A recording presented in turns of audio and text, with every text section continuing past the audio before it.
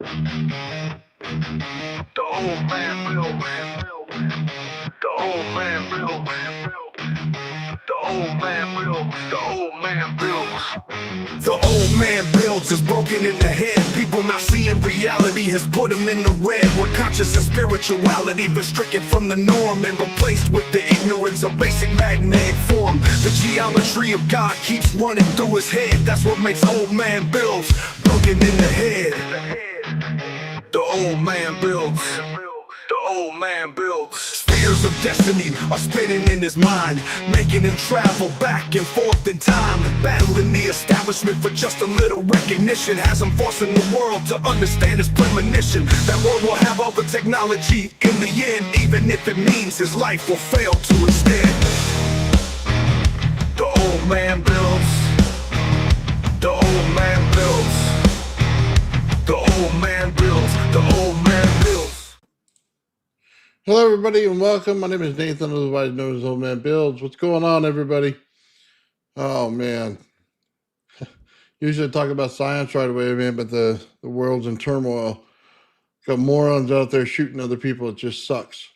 So, hearts and prayers go out to those people out there, for those places affected. I just think it's pure ignorance. I don't see why anybody would do that kind of stuff. I absolutely hate it. I think it's stupid. And I don't know. I think those people need to be made an example of.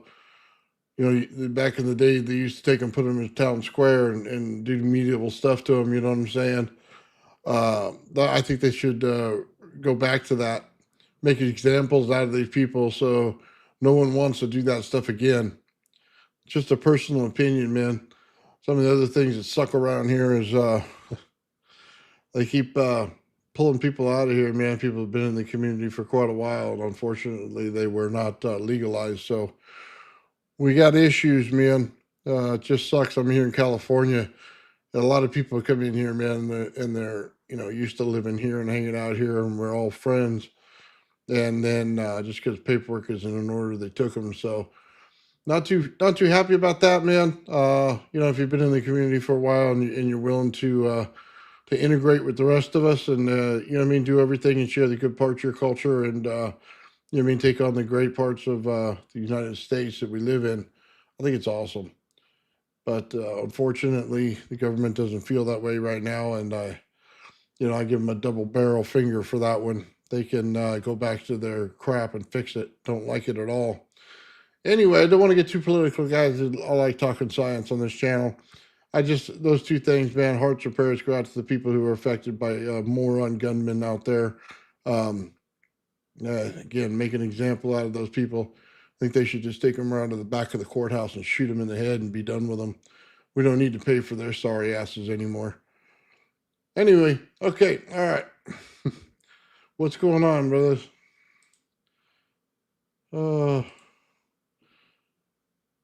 If I have any additional information that gives any felony, if I knew the processing attorney was biased, be honest with you, brother, I don't deal anything with anything like that. I absolutely at all. Sorry. Don't get into that. I don't like any of those things, to be honest with you. I don't own guns, but if you want to own them, I could care less. Go right ahead. Doesn't bother me a bit, man. Not one bit. So both mother and father were both in the Air Force, and they all learned to shoot and do everything else and own weapons, and I think that's absolutely amazing. Go right ahead, do what you want to do. In my personal opinion, in my life, I don't do it. So, and I think that's just each their own. You know what I mean? Bows and arrows, yeah. I'm actually pretty good with that. Bows and arrows. My son got one. So funny. He put a little target against the fence and didn't put any wood behind it, man. And he not so good with the bow and arrow. And let's just say the neighbor came over complaining that the arrows were in the yard. So unfortunately, you know what I mean? That sucked, but I had no problem hitting that target. I usually don't. So yeah, it's all good, man. I forgot you were watching which channel. That's all good, man. I came out with a little bit different stuff in the beginning, but we're good. What's going on, guys? Huh. Yes, I did get your picture. Yes, I did. What's going on, Victor? Oh man. Yeah. Lover, not a fight, not a killer. Yeah, I get you there, brother. Not a problem at all. Yeah, honestly, man, I don't know what to say. Those people, man, they just keep showing up and they keep ruining our society. I don't think our penalties are harsh enough. And I'll say this, man. I've always thought this, and it's a little bit different today, guys. Instead of just science, I'll talk about other stuff. If you kill somebody, the family who person has passed away should be able to decide your fate. And if they agree that you have no time left on this earth and that's the way it should be, I don't think you should be able to get a sentence where maybe some idiot down the road can pardon you and you get out. I just don't believe in it. Okay, so we can reduce the amount of money given to these idiots out there and paying for those people to be housed when there's no reason. Just wipe them out and be done with it. And it'll send a harsh penalty to everybody. Hey, these are the rules. Don't break them. And get some of these morons off the streets and out of our jails and just be done with them. There's nothing more that they can contribute. And to be honest with you, I don't want a fucking thing from them. Okay? I want them to go away. Just my opinion. It's Christmas almost, guys. To be honest with you, I was looking at my stuff. And last year we were doing French Thing Take Christmas, and I had a song for it and everything. It was funny, but we're gonna have to redo a Christmas song. Have something fun to laugh at getting towards Christmas, man. Always like to do something fun like that. Everybody can have a good time. You know what I mean? Yeah, yeah. We're a soul split into 8 billion parts. The damage we inflict on others is multiplied by ourselves. Well, of course it is. But some people don't feel it like others. So yeah, you gotta fix that, remedy that. Yeah, we got Christmas coming up. My wife goes, you got to go out and get me a present. I go, dude, it's been like 24, 25 years, I think we've been together. So it's like, just pick what you want. You know what I mean? Go take the money out of the account. But I guess it's the whole, oh, you got it for me, this and that. It's like, okay, whatever. I'll buy you one thing and then you could buy the rest. I don't know if any of you guys out there have done that, man, because it's like, I just get tired of it. Like, you know what you want. Just put it down or write me a list and I'll go out and pick it up. But I guess that's just laziness in you when you've been together that long, man. It's a long time, man. Uh, even yesterday, she come in my garage one too many times, man. I'm in there. I finished my flooring in my garage. It's so much better in here. She come in one too many times, man. Get that look, that stare of like, what do you really want? Like, seriously, have you not talking to me enough today? So, I mean, I know that's not probably not like everybody's life, but it is mine, man. You only get so many questions a day. Like, and it's not like you're talking to each other, it's questions. Oh, can you do this? Or have you done this? Or what's going on here? Oh, man. So much, so much different when you're married that long, man. She wants to be loved. Of course she does. But then stop asking so many questions. You'd be better off that way. You got married in 91. Oh, man. It's a long time, brother. It is a long, long time. Yeah, I said 20, 25, 26 years, somewhere right around there, man. They should already, they should already know, man. That's all good, man. What's going on, Lightspeed? What's up, Straight Dope? Man, we're all here hanging out, guys. Yeah. I got married when 2003. Yeah, so you got a lot more years on me. That's funny. Check us. It just usually tells me stuff. That's a better way to do it, man. Asking me a lot of questions is not a good idea. Oh, you're going on 33? Oh, wow. That's a lot, man. Congratulations. Yeah, congratulations to both of you. Jeez. I know it's coming, guys. You got 11? Nice. Dude, like, I'll be honest with you. I know it's going to be a long time, man. I'll be there until we're both done in life. You know what I'm saying? So it is what it is. 10 for you. You got another 10 there? Nice. Yeah, man. Your marriage, like, it's a hard thing in your first 8 years, man. It's the worst. Like the best and the worst. You get the first 4 years that are good. The next 4 years, everybody has a temper tantrum every 5 minutes, and then you know what I mean. You get past that, and you become real people again. And in the middle of that, you had a bunch of kids, and now you're being driven crazy and going bald and getting gray hair from all your kids. So at that point, you settle your differences and move on together, and that's the way it works. Funny how that is. Most managers don't last past that point where everybody's like just upset at the world. Wait till you have a bunch of kids, man. Like all my buddies are having kids that I grew up with, and their kids are like, I don't know, 7, 8 years old, something like that. I'm thinking, man, my granddaughters too. I mean, my kids are grown, man. I had them when I was young. It was thank God because I can't move the way I used to. Granddaughter once or twice a week is fine. Imagine that every day. Oh my Jesus! I don't know if I could do that. I mean, if I had to, I would, but it's hard, man. I'm fat and old. I don't get around that well. So, oh well. Yeah, Christmas is coming, man. I'm actually, hopefully, it goes by pretty quick here. I don't mean that in a bad way. It's nice to get things and give things to other folks.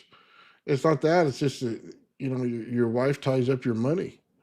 She's like, well, we got to buy all these presents here and got to buy them here. And it's like, oh, well, I need to buy stuff for what I'm doing. Oh, no, no, we got to wait. Yeah, it gets that this last month, man, I kind of counting down the days like, is it over yet? You know what I mean? Yeah. And then we get to New Year's. Always fun. Yeah. I got a bunch of retards that live around me that like to go out and explode things in the street. So you have to deal with that every year. I just go out there and make sure I have my fire extinguishers and make sure they don't take down the whole neighborhood. But that's all good. Oh man. You were thinking about the gravity fly. The gravity fly, man, I got a couple of them over my shoulder. They're sitting there. I got to do some capacitance testing. And I don't know if anybody watched the video on this. We're going to talk about some science, I guess. I was doing a transfer of the one wire energy, so the wire down the center of the Tesla coil to put it in a capacitor to see if it worked. And I checked the voltage and amperage on it, and yeah, it did work. How does that translate to the gravity flyer?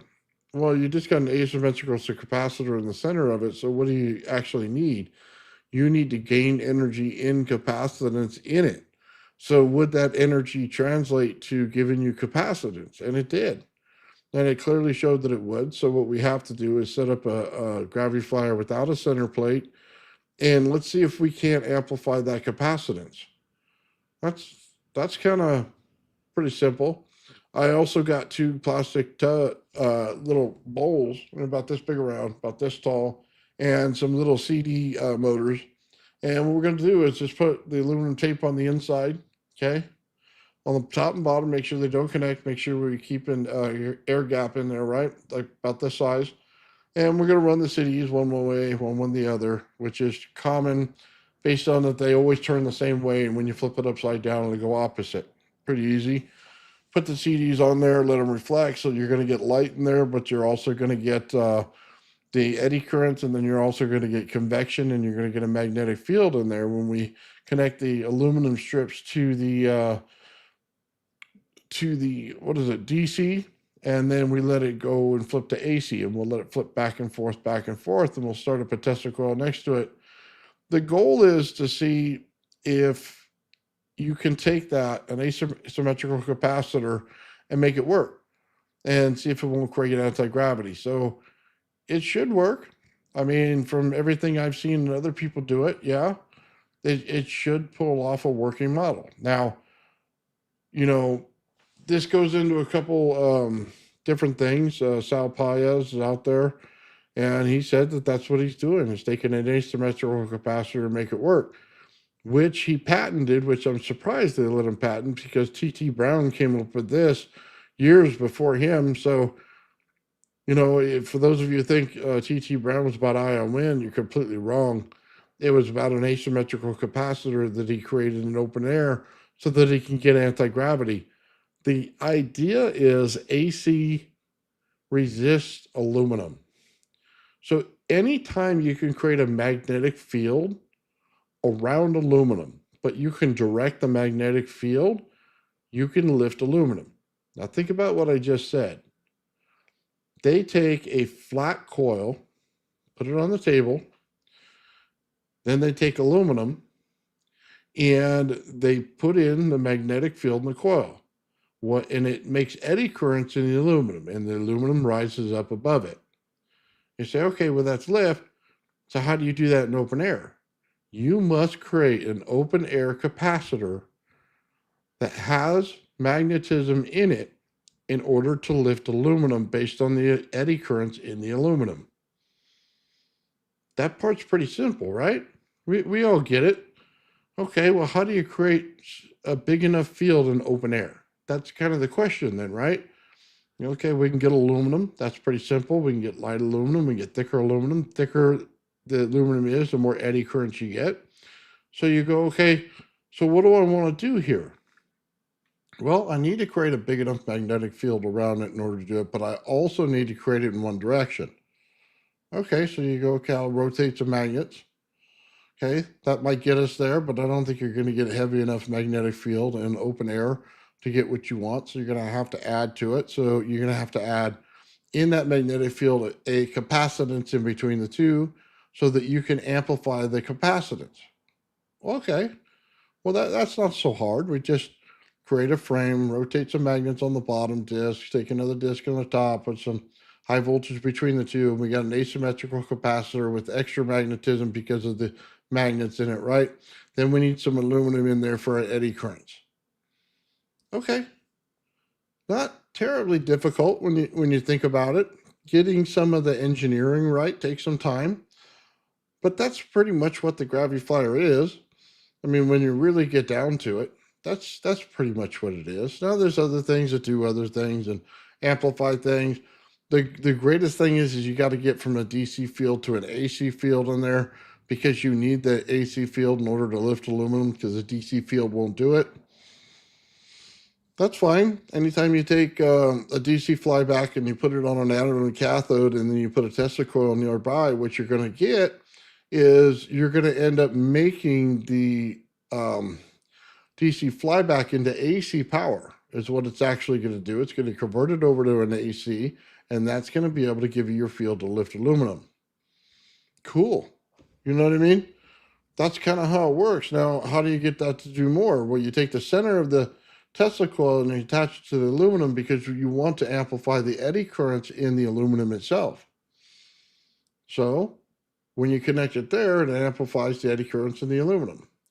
What is the biggest mistake we make sometimes is you don't think about how the asymmetrical capacitor works with different material. And I mean that in the way of, does it have spikes on it? Does it not? Does it have some kind of a sharp edge to it or not? And here's a simple way that it works, okay? You need one smooth side, okay? That's the side you want to build eddy currents in, okay? But you need one smooth side to be able to take all the voltage. You need the other side to be rough. And the rougher it is, the more energy you get in the capacitor.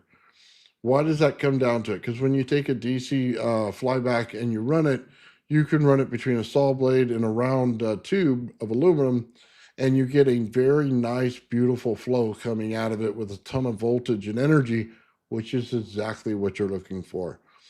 When you have paint on it, ruins it. When you have copper, it ruins it because copper likes to stay in there with it and resist it, so it has a resistance to the metal.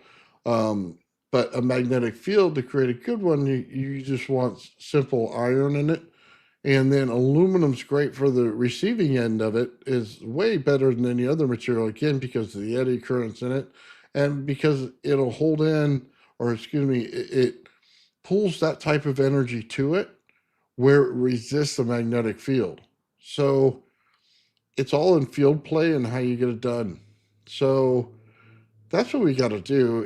And it's real simple. Just take out the center plate. We'll just do some tests on it, check the capacitance. Um, if we could do that and just see where it is and the distances we need and how much we could build up in there, um, if moving them apart real quick like that gets a better effect, then we just have to change the design of the craft, which isn't very hard.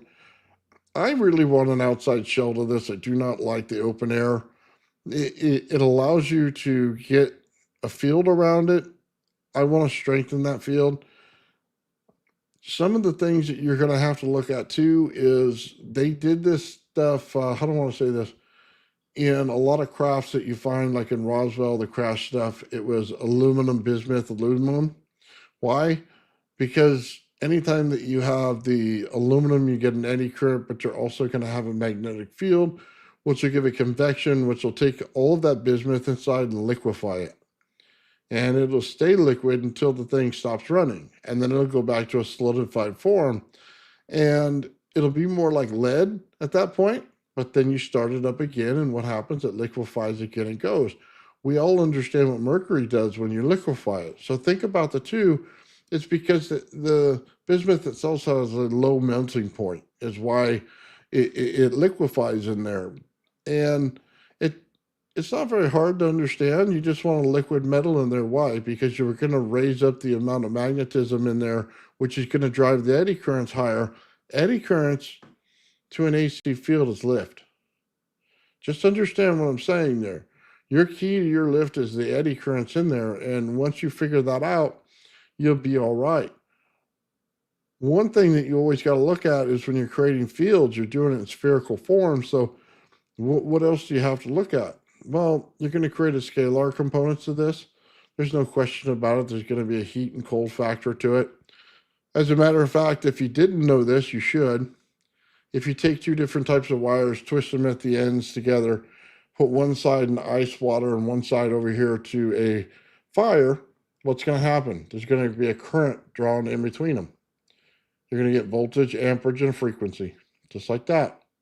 And you go, well, hold on, you didn't put any energy into it. Yes, I did. We put energy into it, just wasn't the type that you were thinking of. So when I tell you there's more to energy than what you think, more than AC/DC, I'm trying to tell you something more. There's heat and cold in there that create the energy and well, and it screws up most systems.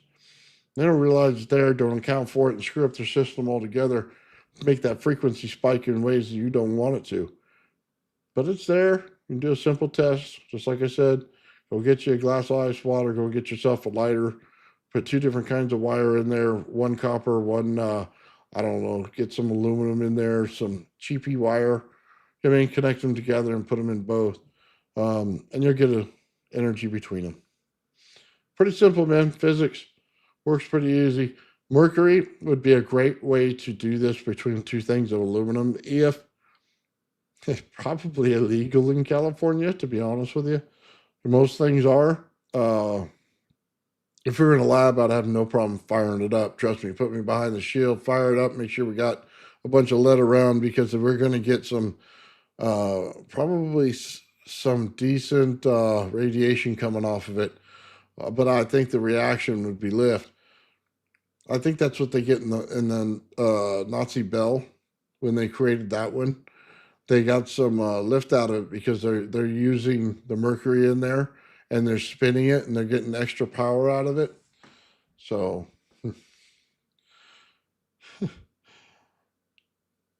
yeah. Interesting how these things work, isn't it? There's 3 to 4 fields you really have to pay attention to, and some fall in line. Anti-gravity, I don't think is that difficult, guys. If you wanted to lift something that's real light, we already know you get a little lifter, you're, a couple ounces, you can lift it all day. Not very hard.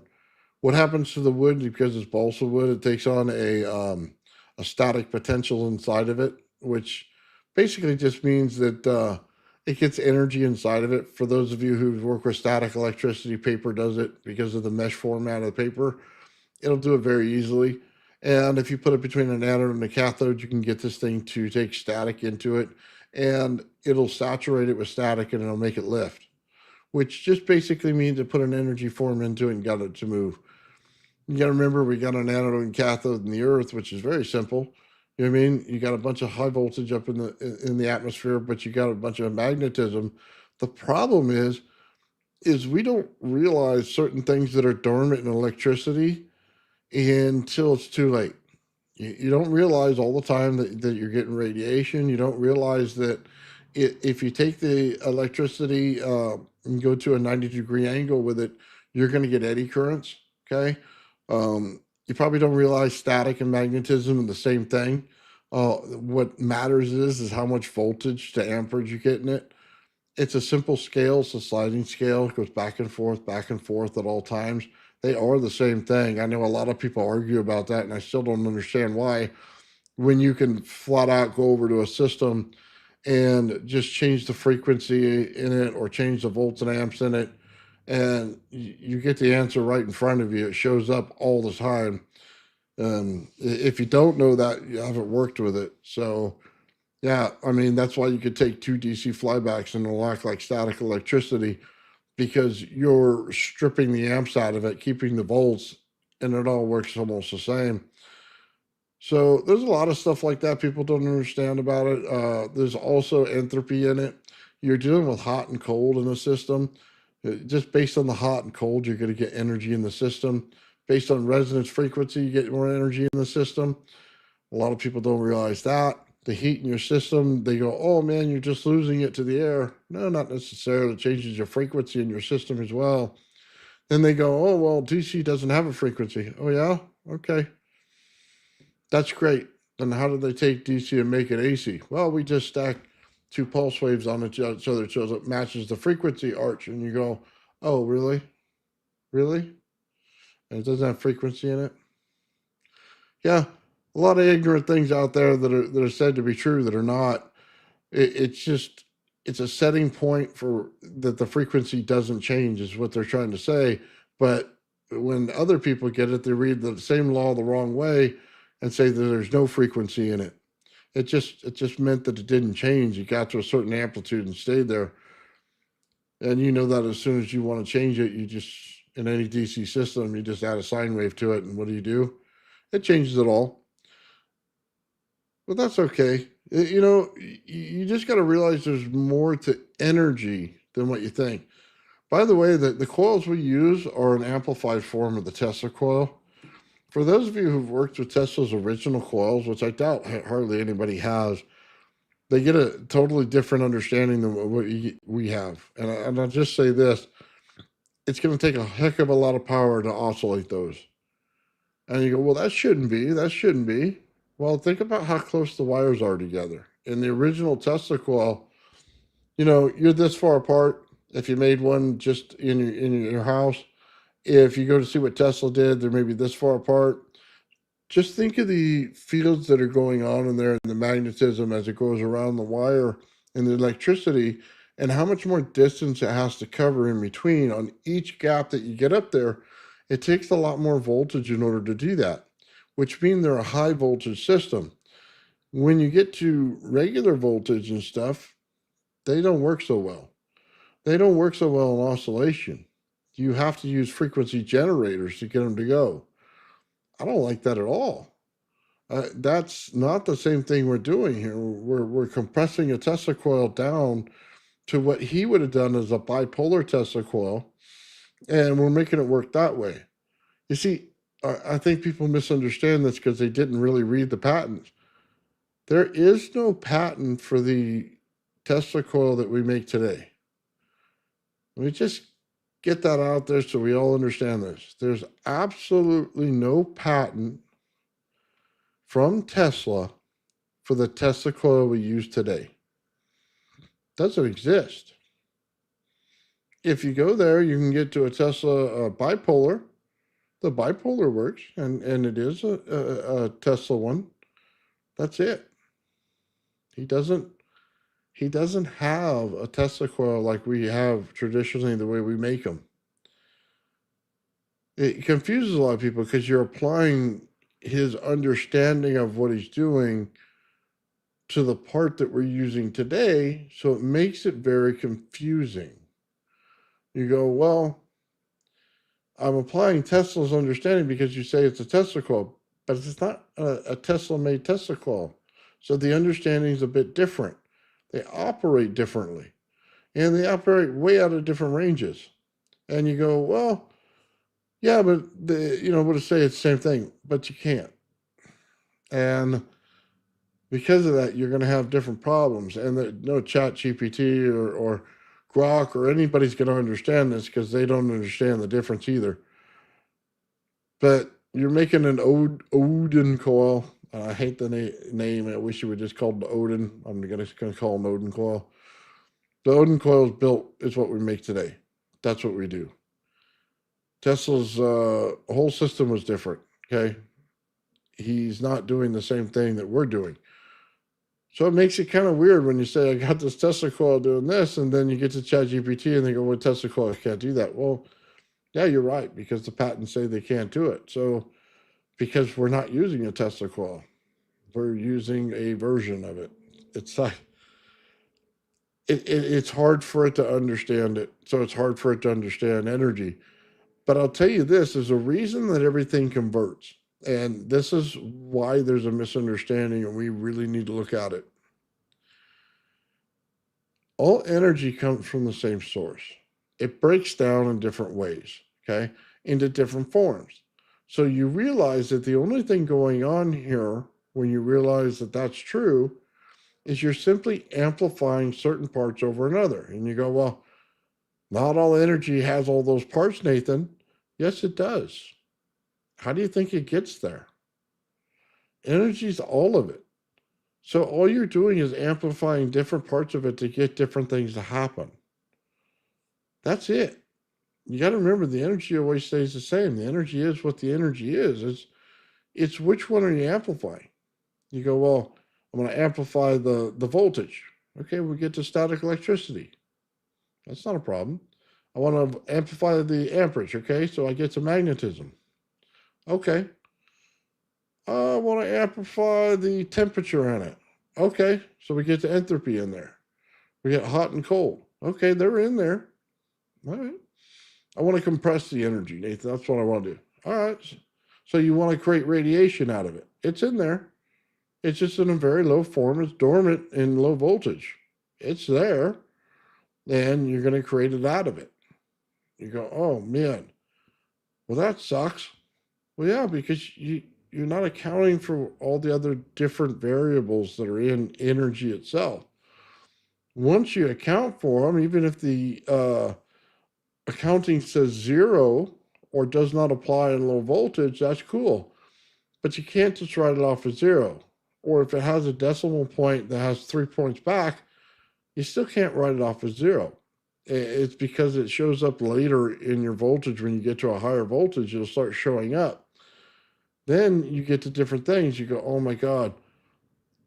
So what's the difference between a plasma and ball of lightning?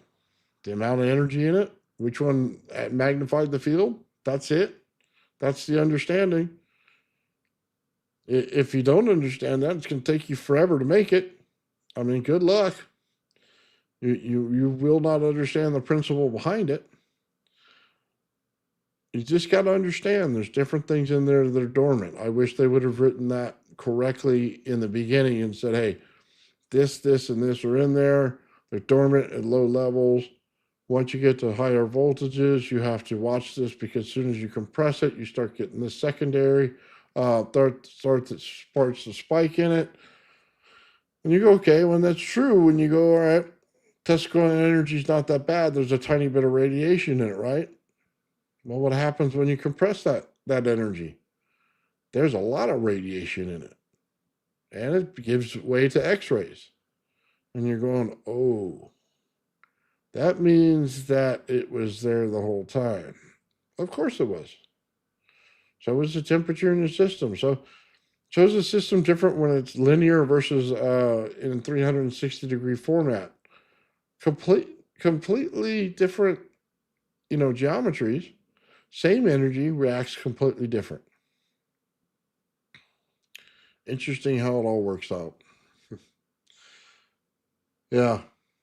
Well, that's why I like playing with different systems like you guys. Well, find me the tricks and I'll find you the answer, right? So that's pretty much what I do. I take a frequency generator and I connect it up to the ZVS, and I'm able to put a sine wave right over top of the square wave that's going on there, and I can control the voltage. I can change the frequency, get it to thin out in the voltage. I can get it to add more amps into it if I want to.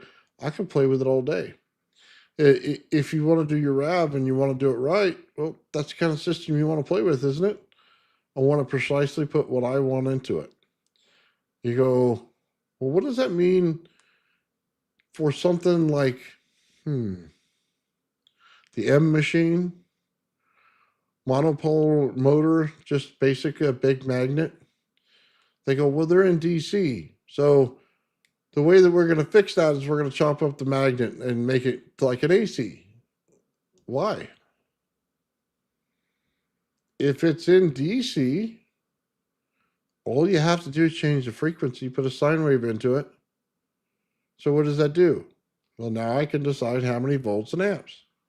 For every, For every 10 volts, 0.2 of an amp is what you're going to get. Okay? That, if I'm not mistaken, no. For every 1 volt, you get 0.2 of an amp. So for every 10 volts, you get 2 amps. That's the way it works. That's your conversion number. Then all you got to do is flip the frequency now. Now you know what it is. So if you're getting 300 amps, which would be amazing, simply add a frequency to it.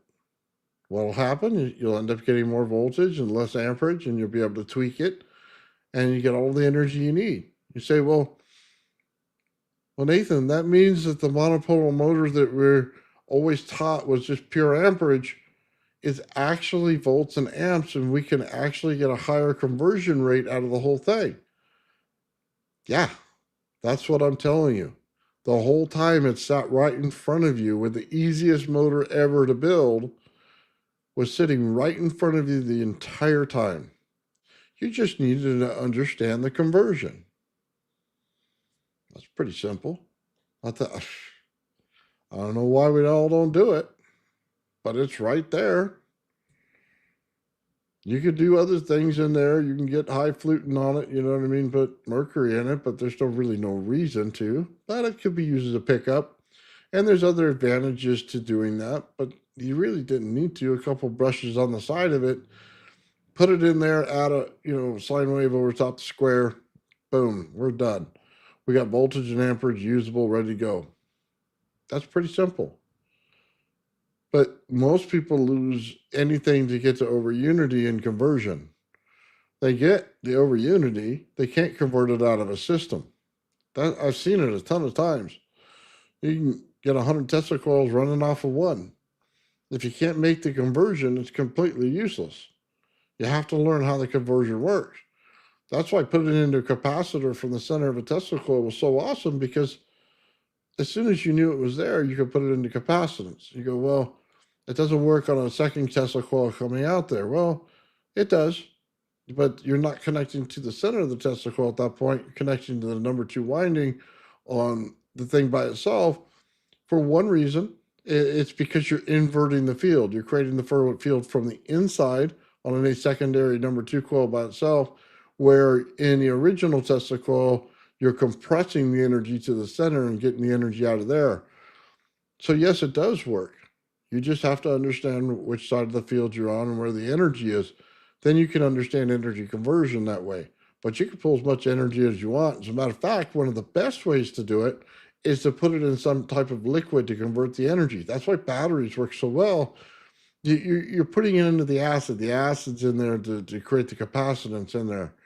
So you can use water and salt. It works just as well. You get tons of energy inside of that. Maybe just make a salt water capacitor. That's pretty simple. You can make salt water battery and fill it up. You could do that as well. Either one you wanted to do.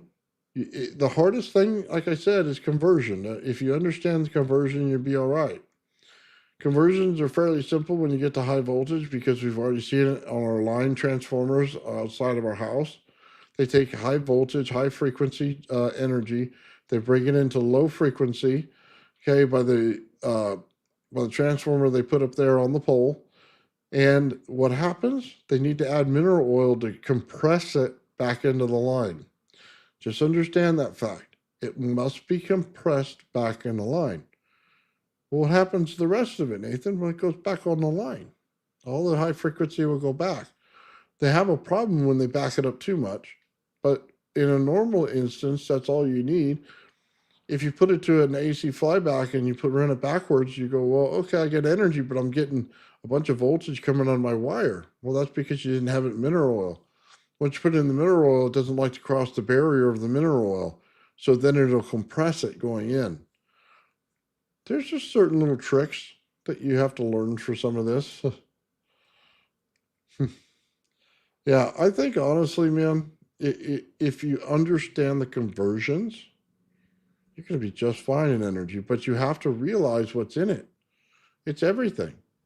So when you go, okay, well, you get energy out of eddy currents. Yes, you do, but you're going to have to convert it to regular currents to get it to work in your systems because you're not set up to run eddy currents as a voltage source. So what happens when you run eddy currents as a voltage source? You go, well, it doesn't like to convert in the system. It likes to go through like gas, and the energy comes out in an area. Okay, this is why I say gas, but it doesn't necessarily feel like a field. It goes through everything, and it'll light up gas, light bulbs, stuff like that. But it's not acting like regular, voltage.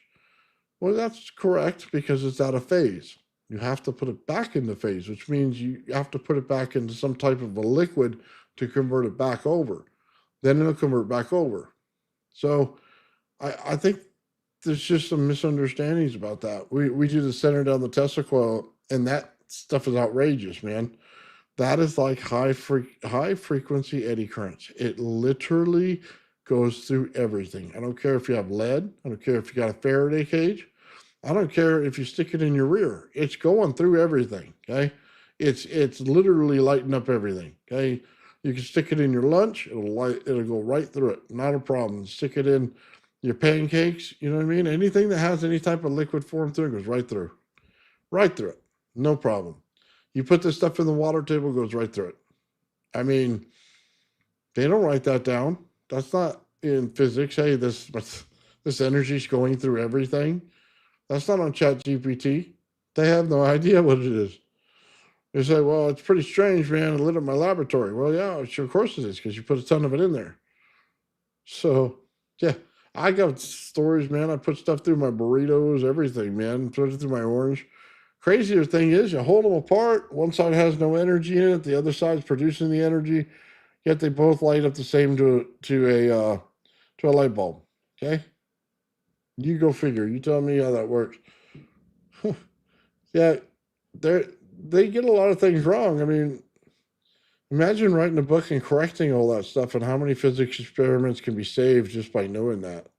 It's if you knew all the conversions, you wrote them down, and you wrote the correct way that they act, right?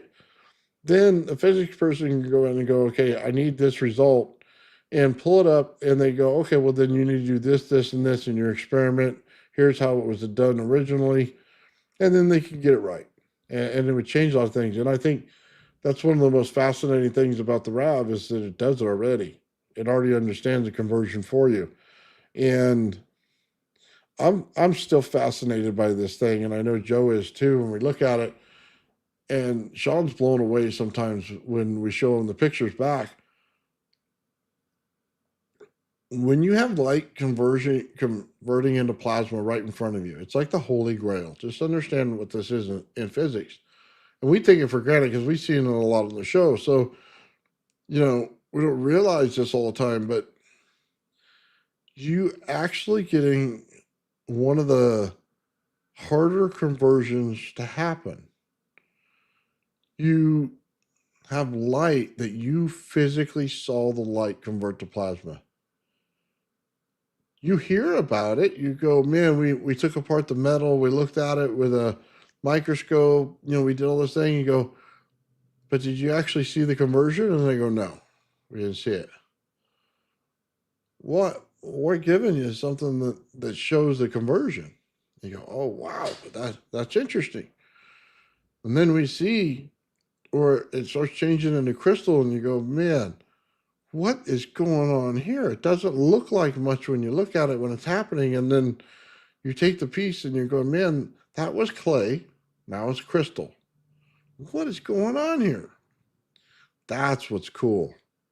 That's what blows me away about that RAV experiment, man. It's because it's doing things that you get to see and evaluate, and with better cameras and better equipment to see it, better sensors, or actually sensors around it, you're going to be discovering all kinds of stuff.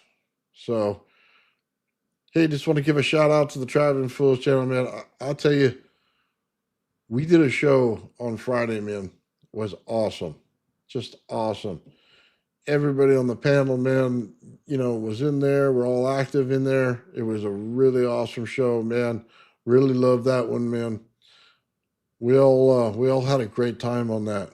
So I just want to give a shout out to them. We do the show every Friday, 7:30 Pacific Standard Time on my channel and their channel as well. So whichever one you're watching, along with Gutter's Pub on there.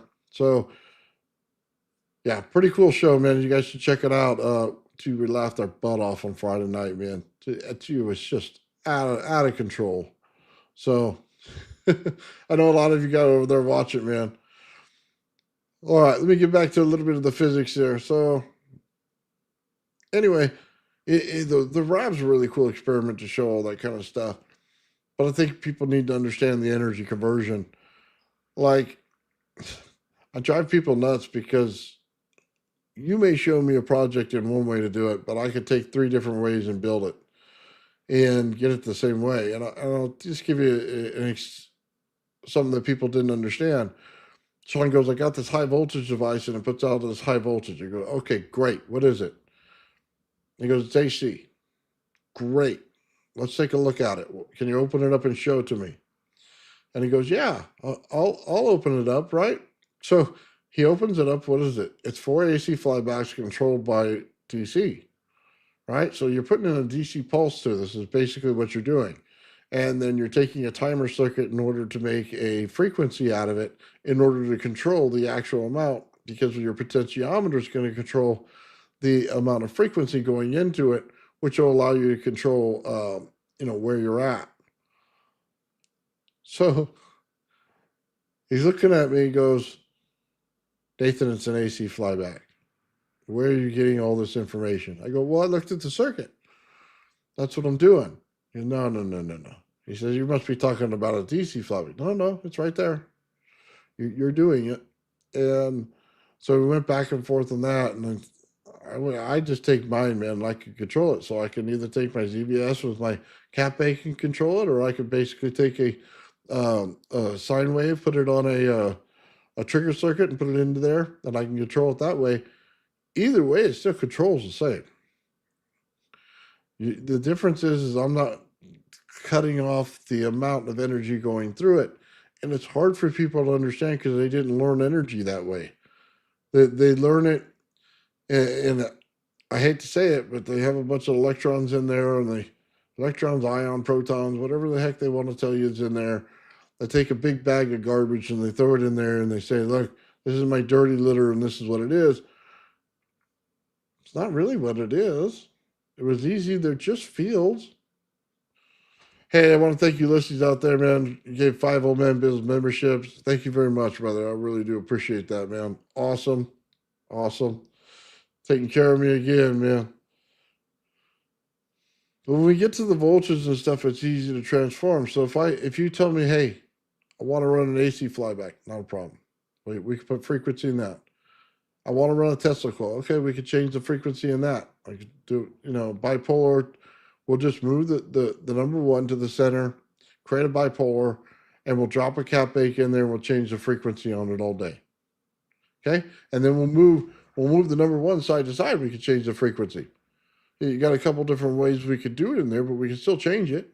And you go, oh man, well, there's three different spots in every regular number two winding, so we can find each one of those resonance spots and run them because we knew they were in there when we did the test and we checked it on the radio method, which you get three different types of resonance frequency. You're just using the best one available. Most people forget when they do that they found two more that they don't usually use. What happens, when you have three different coils sitting next to you, just number twos, and you didn't realize they were in there, but you start flipping your cap bank on your original and you start turning them on. And you're like, well, how that's not even close to the frequency of my Tesla coil. You go, but it was.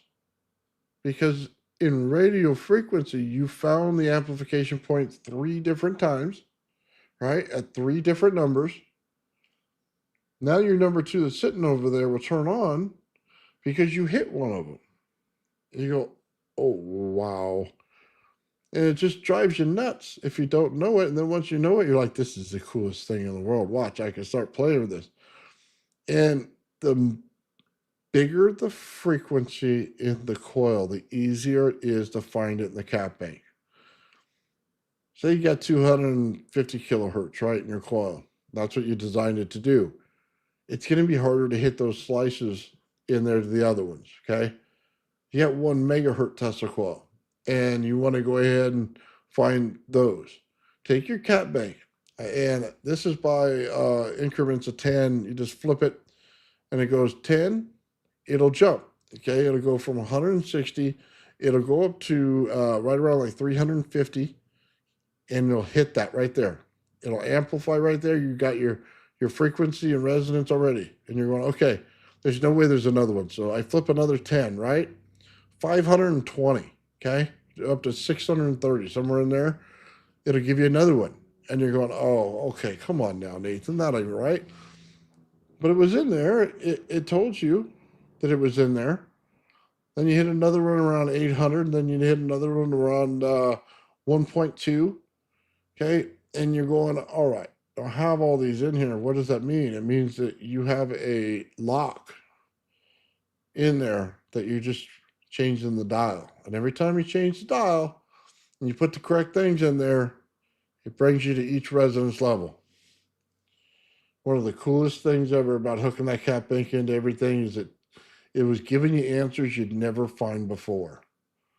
Traditional Tesla coil, most people are lucky to put on a circuit and get that thing to light for more than a minute before they have to go in and replace their parts. I see them all over YouTube, man. Turn them on, a few seconds later, they fry. They even tell you, hey, when you build this, get a couple more, get a little box of them because you're going to fry a bunch of them. And I know a lot of people like Dennis out there has, the same circuits that I do, run a little bit different capacitors, but ours last all day. I mean, we rarely are changing out parts. People who buy my coil stuff, man, same thing. Boom, man, it's working all the time. Matter of fact, it has too much power. I hear from people all the time, Nathan, this thing has too much power in it. What the hell are you doing over there? Well, we build stuff that works because on what we do is we test things. In order to test things, they have to work for a long time. And that means the fields have to be higher, that has to work better. And, we have to work things out better. I will tell you, though, that oscilloscope, when I'm trying to find one for very cheap, people want a lot of money for old equipment, man. I don't like it. Trying to find one under $100 that's good. I need an XY axis, and we want one that's analog. And it goes to what Sheila's doing is right over here, like Dennis says, we're looking for the ratio. We're looking for that ratio. Once we find that ratio, just like we found in that 1 megahertz Tesla coil would be great for running this stuff, is it shows you the ratio in between them. Okay? That's what it's going to do. I don't want to say this. It outlines what looks like a flower, okay, in the way that you get your ratios. So you can make every single one of them. Now, it's a trip because when you look at the ley lines and you understand what that means, it means that there's obviously a frequency going on. There's obviously a ratio in the planet going on, and it comes out with a simple geometry in the end. Just understand what that means. They always say this stuff's on the fringe. It's really not. This should be mainstream science.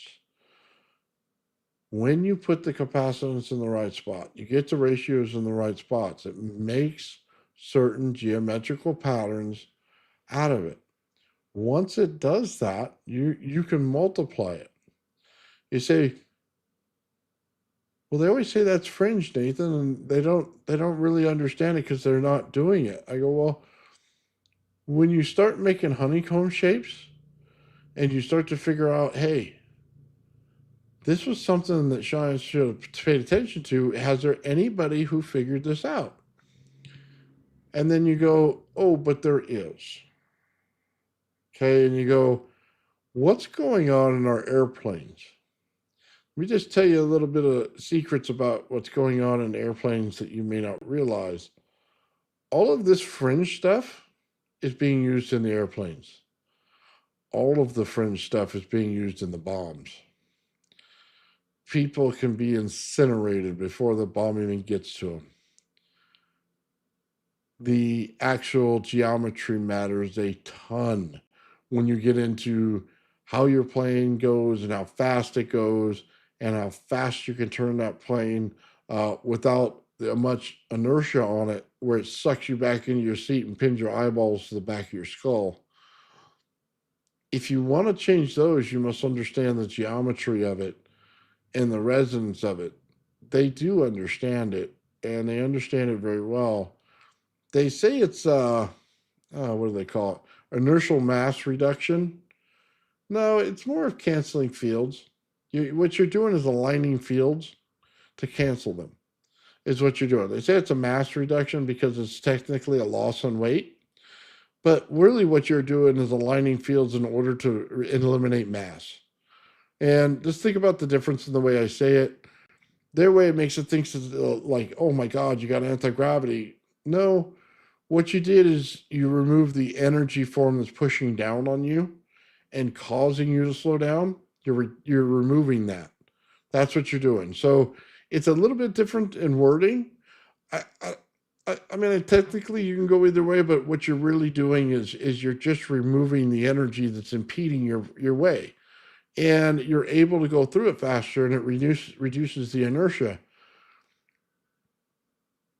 They went out here, and Schauberger was trying to show us something in an understanding here.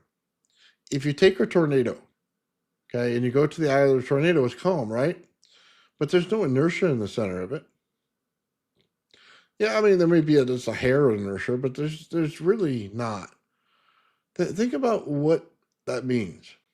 All the energy's on the outside. It's taken the energy from the inside and pulled it to the outside. It's opened up a bit of space that now you can travel through. So what does that mean? It means that whatever propellant you're using, regardless of what it is, it makes it 1,000 times faster. Why? Because there's no resistance on it. You say, well, there's air. There's barely any air. It's like space. So if you're over there and you got one of those nice engines on there, man, and you just want to hit the gas, guess what? You're flying right through it. But what happens on the opposite side of that? The opposite side of it has all the energy. So if you try to avoid that wormhole that you're looking at, you're ditching straight in the ocean. So I'll give you an example of this. After World War II, they had some planes, and they were testing them off the coast of Miami. And there were 5 planes, and they got lost, and they figured, well, what's going on? Well, what they didn't realize is they went over the Bermuda Triangle, and over the Bermuda Triangle, it creates these anomalies. So what happens normally? You say, "Oh my God, I can't go into the eye of that storm," right? Even if it's sideways. You go, "Well, why is it sideways, Nathan?" Well, because the way that those things are built is they hit a point in there where there's a curl. Normally, we have them like this all the way down all the time. But what happens in those zones is the curl of the planet right here, where you're getting your different levels of scalar happens, and then it curls differently. It'll hit the curl, create the zone, make a vortex that you can go through. And if you go through it, you're just fine. Okay, you're gonna fly right through it. You're gonna cut down your time. And there was a guy that went through it, and he gave testimony to it that it basically let him go, like 300 times the speed that he was going at or whatever without a problem. And just it basically took his craft and sucked it through. Then you get to the 5 airplanes, okay, from the US government that didn't do that. And you find them in formation sitting on the bottom of the ocean.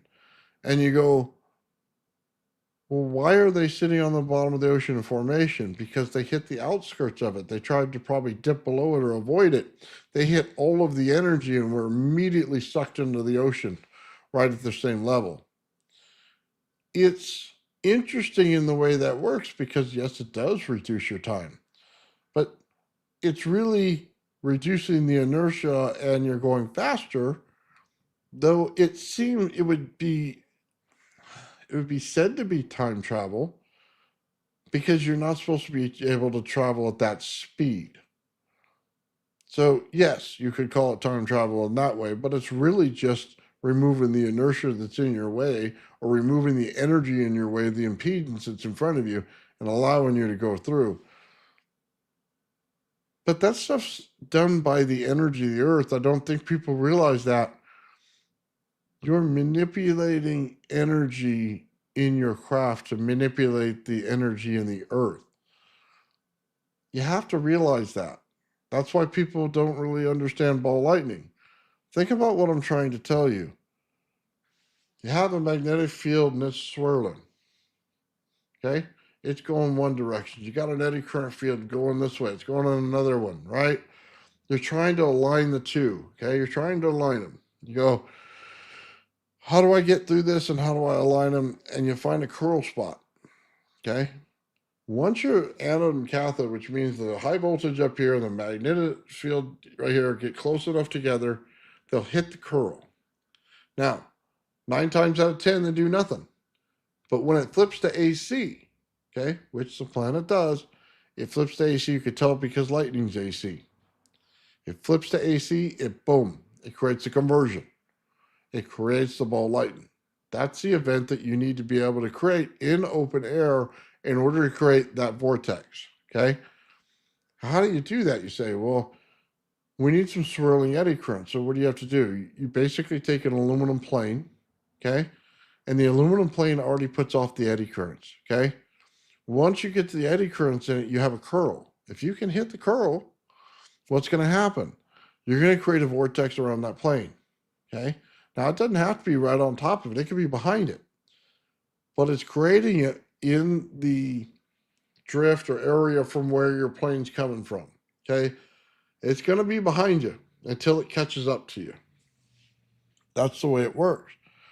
You're basically creating a vortex in there, like Schauberger was trying to tell you exactly how to do with his craft. Because what is he doing? He's ionizing all of the air. When he ionizes the air, it creates a vortex in the ether.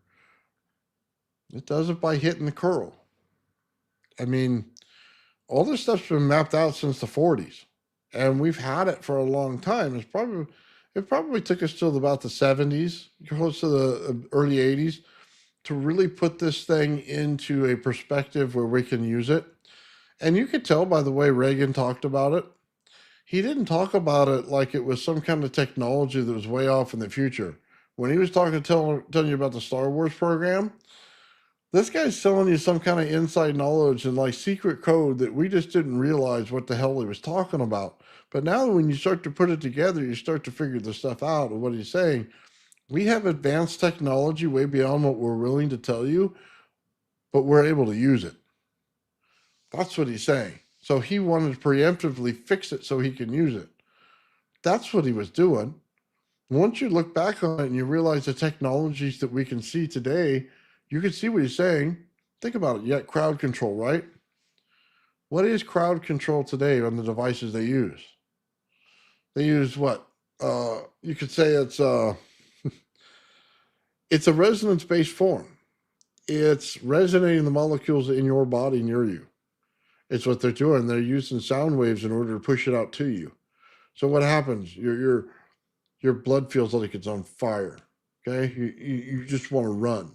Immediate response, you run. Okay, all kinds of things happens. You can throw up. You just get sick out of nowhere. You just start vomiting. All of this happens in those fields. You can feel it a little bit in your testicle if it's powerful enough. I got times where I just go outside and vomit.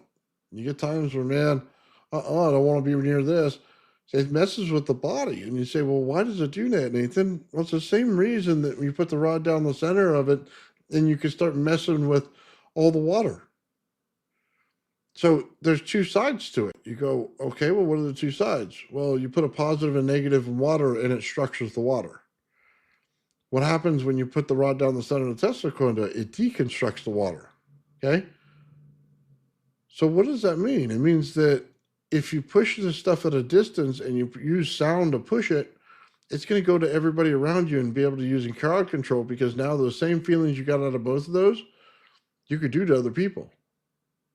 Now think about that. If you have an experiment out of control, what does that sound like? You're making what the Ark of the Covenant did a long time ago.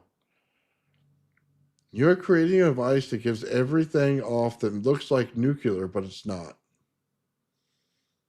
That's what you're doing. You're using resonance frequency to mess with everybody.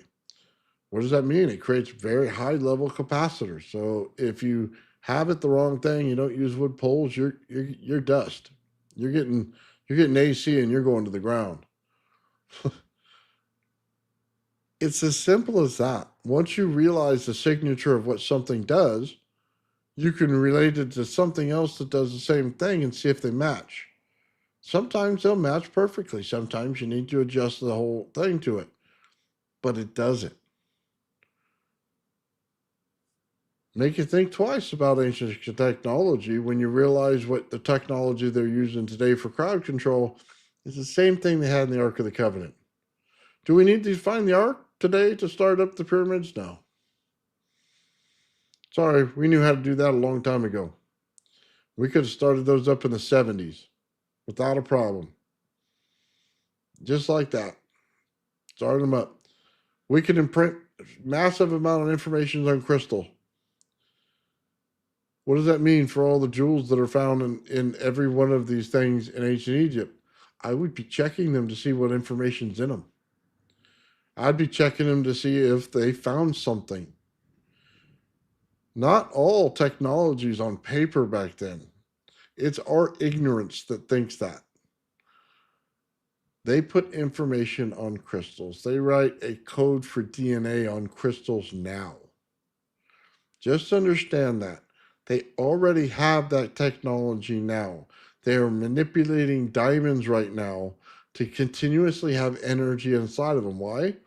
Because they found a diamond in, I think it was England's royal set, that always had energy into it. And once they found that, they said, oh, hold on. A diamond has that energy and you can keep energy into it. We need to make our own. Then what they do, they mapped that out and made their own.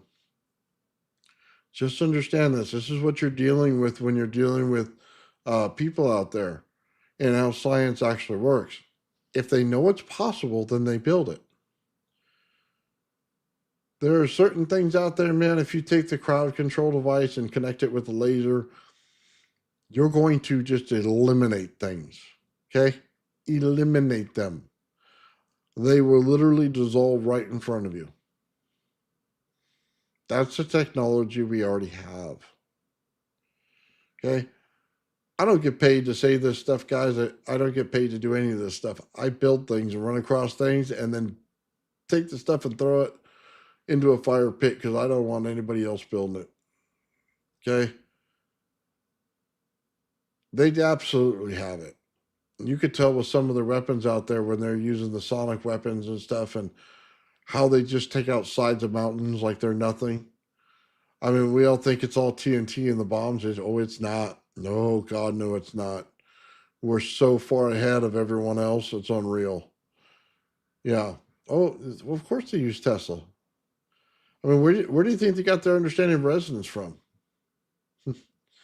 They literally got their understanding of resonance from Tesla, and that kind of kicks you off. That's why I run into this stuff so much, because I figured out what Tesla's doing and how he manipulates things, and it really changes how you understand something. The names of the 12 tribes are written in yeah, 12 precious stones. Well, think about that. If you got an emerald tablet, is there more information in there more than the writing? Okay. If you, what is it, the five sides? If you take the dexahedron that we always see, what is it, ancient Greece? It could be the Romans. That on all the sides of it, you have this little ball on every single side of it, right? It makes the 5 points. They have a little ball on each one, but then it's in 3D, right? But then you have the circles that are written there. Okay. Why are they there? Well, it's something Victor and I were talking about the other day, in that if all you did was take a rod and started it off in the center, and then you mirrored it with a two-way mirror to everything on the inside, do you get a hologram on the outside? Do you get the bounce back? Is there something more written in there? You know, a lot of this stuff they have in there, and you won't understand it until it's high voltage. There's a lot of stuff that we run into in the RAV that's actually high voltage. Understanding of every picture you've ever seen. Everything that's ancient technology, they were telling you about something on high voltage. You see they wear these big hats. It looks like in ancient Egypt, and they show them all over the walls and stuff, right? And they have this big ball in there that's round in the center, and then they have these things that come out and look all ornamental like. We've created that same structure in the RAV. Exactly the same structure. They are technology based. They're telling you what you find in high voltage and what's going on in our universe itself. They clearly wrote it for somebody whose technology was high enough. And just understand what I'm saying. Our technology was not high enough until lately in this, since the 1950s to get there. It hasn't been high enough until then to start to get there. You start to realize, hey, this is the time we'll have it. And they predicted as much. They knew it. You go over and look at that one hieroglyph of the UFO. Just understand what you're seeing over there. I mean, they always say the tank. I think it's a gunship boat. Either way, okay. You get over there, you see the comet in there. You see the helicopter in there. You get over to the other parts of the thing on there. You see the lunar shards in there. Uh, we wouldn't know until we get to the moon. And then they tell you how the frequency works on the bottom left hand corner of it. And before that, they got to the understanding of resonance and how that works.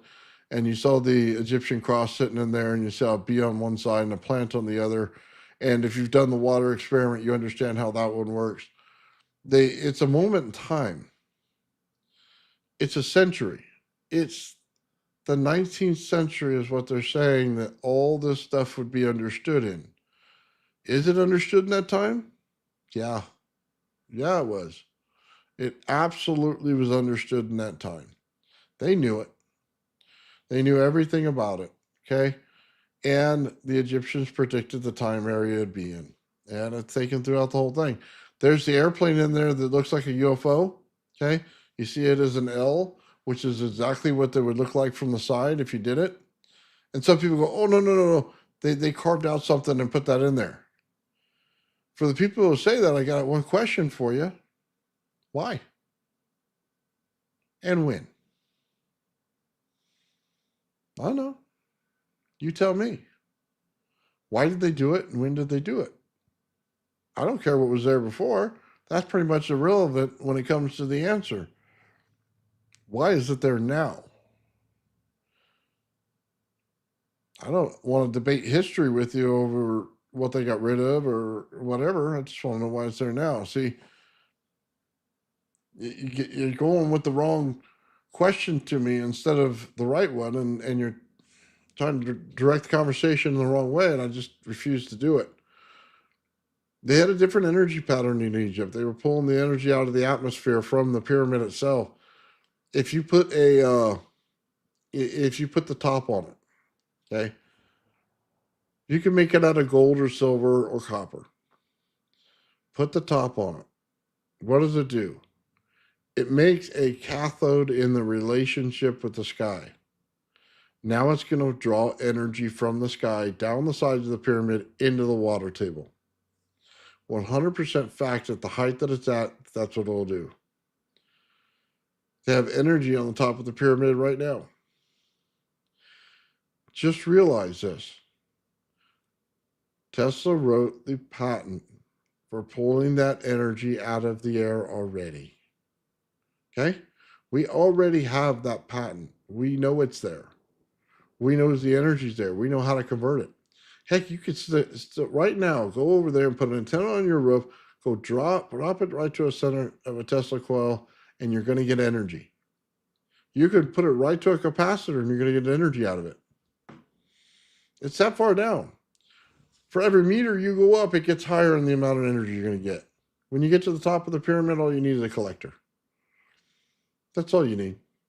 If the entire pyramid is in water, and they had a big moat looking thing around the bottom of the Great Pyramid, okay, just so you understand that, so it had water in it at all times.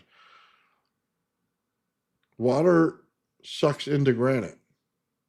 Water sucks into limestone all the way up. It's a wick effect. It'll go all the way up. You put a top on there, what happens? It pulls the energy directly into it. Okay? There's no getting around that. That's a simple physics fact. It's going to pull the energy right into it. The energy is going to be different than you're normally looking at, but they're going to pull the energy right into it, put it right in the water table. It's going to do the same exact thing as if you take your Tesla coil, put it right down the center, and put it into the water table. The exact same energy will show up. What does that mean for other pyramids that are like that? It means it's all there. They didn't need any other funny parts. They didn't need anything else. They needed that. What are the rest of the parts for? If you wanted to change the frequency and the energy coming down, you need to put a sine wave in there. What are you doing with the chamber with all the different distances? You're creating which sine wave you want. That's what you're doing. Just understand. They had it way before us. They ran the whole energy system around the planet on a different type of energy than we do it. You say, well, it's AC and DC, Nathan. It's AC and DC. I'm telling you right now, it's not the way that we use AC and DC that they had. It's more of an eddy current type of a field, okay? It's not at the same angle as your regular energy. You have to convert. I tell you that, and I still think people don't understand. Tesla Tower, what did he do? Same thing. We're just playing with radiant energy, guys. That's it. It's accumulating radiant energy into the top of the tower and puts it right down, right into the water table. Okay, well, it's there. What happens if I put a tower all around the world? I put them everywhere. What happens then? The energy goes in the water table everywhere. What's special about that energy is it does not harm plant life, marine life, or anything else. Just understand that. When plants get associated with that type of water, once you change the energy in it, they grow faster. Why? Because it's not like positive energy. You're not structuring it like veins. You're opening it up. Okay. You're allowing that water to flow. Once you let water flow through plants faster, they grow faster. Okay. They're always trying to suck up the plants and nutrients around them. You're feeding that plant faster. It grows faster. That's what this energy does. So, what happens if you have a desert? Well, in that desert, it'll become a lush garden. That's what happens. Because you may have reeds right now, but when you get to trees and everything else, you can grow them all day long. You have a higher enough water source now to do it. And because every single one of those things is opened up so the water goes into them faster. Okay? It gets in there. All the nutrients gets inside of them. All the stuff that it picks up from the minerals inside of the actual water table. Think of how many minerals are in there. It doesn't matter if it's ocean water or fresh water, all the minerals in there are being now used by this. They're sucking up into the trees and everything around them, bushes, everything. They're making a lush garden out of the middle of a desert. That's how they're doing it. So you got to get to once you understand that, and you understand that Tesla could have done it too, and you look at how many pyramids around the world, this is what will drive you insane. If you know they can make a lush garden by doing that, yet they had pyramids all over the world, did they at some point terraform this planet? They had the ability to. With that many points of contact all over the world, they had the ability to change the frequency on all of them by changing it in one. You only need one pillar to change it once you have the whole network connected. Did they terraform this planet? It's interesting to think about. Think about the understanding of that. If you went over to Mars and put a bunch of pyramids everywhere, got them to react the same exact way, would you terraform it? Would it pull the water table up? It's interesting to think about it because they knew that gravity was not a fundamental force. It's a sum of its parts. So if you start playing with the parts of the whole planet by using all the pyramids around it and changing the frequency of it, could you terraform Mars without having to do anything? Water table's easy, guys. All it needs is it needs a moon out there. It basically needs it to pull it back and forth. And then once you do that, you're going to be able to stretch it out a little bit. And as soon as you stretch it out a little bit, the water table is going to come up from the center of Mars and pull out. It's also going to strengthen the magnetosphere because you're pulling energy to the outside. Okay, you're creating a sine wave that's permanent to the planet, where the moons they have may not have enough mass in order to do that. But once they fix that, they can make it habitable again. There's no questions that you can make it habitable again. All you have to do is to know how. Energy works the same way again and again. And I keep saying it. You just have to realize how it works. That's why when you do the RAV experiment, you look at it and you go, well, what is it good for? I don't know. You can figure out all the planetary physics around it. It's working the same way. We could put it in a vacuum chamber and check the reaction of it. We could put it out in open air and it builds. One of the main things that's great about it is it builds in open air. It's telling you something about how things work. When it shows the field lines come out and you see it building another RAV and it starts over there and it's light and it builds this thing into plasma, and all of a sudden you get a little satellite next to it and you start to realize these things aren't rocks in our solar system that started smashing against each other. Okay, let's just think about that right now. That's not what happened. These things built out of light into plasma, into mass.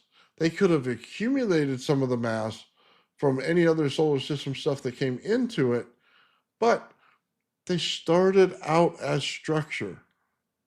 They did not just form all of a sudden. There was no moon collision and they started wrapping around each other. No, the moon was created when the planet was created. I'm sorry. It just was. Okay? That's what the Rav experiment's telling you. Energy works in a certain way. You must see that energy in that way. Once you do, then you understand it. Can you make this thing in different resonance frequencies? Yes. Once you realize what you're doing, you also understand entanglement. The sun is entangled to every single planet. Okay? And in each one of them, as soon as it pulses, the other ones pulse.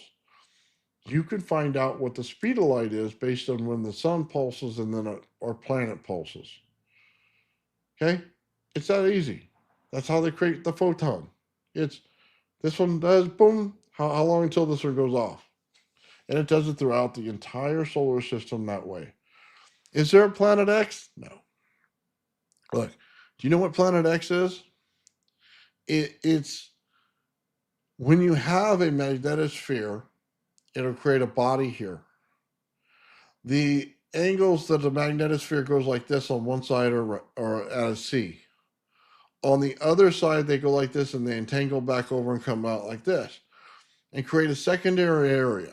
Now, that secondary area has only got to have light in it. It doesn't have to have anything else. And it could be black light, could be dark. It's the way the field works. It goes around like this. But you got to remember, if it shows up on our planet and it's showing up in the RAV, it's showing up in the solar system. Our solar system is a big round bubble field with this thing on the outside. Why is that important? Because without that part out there, we can't reduce the inertia.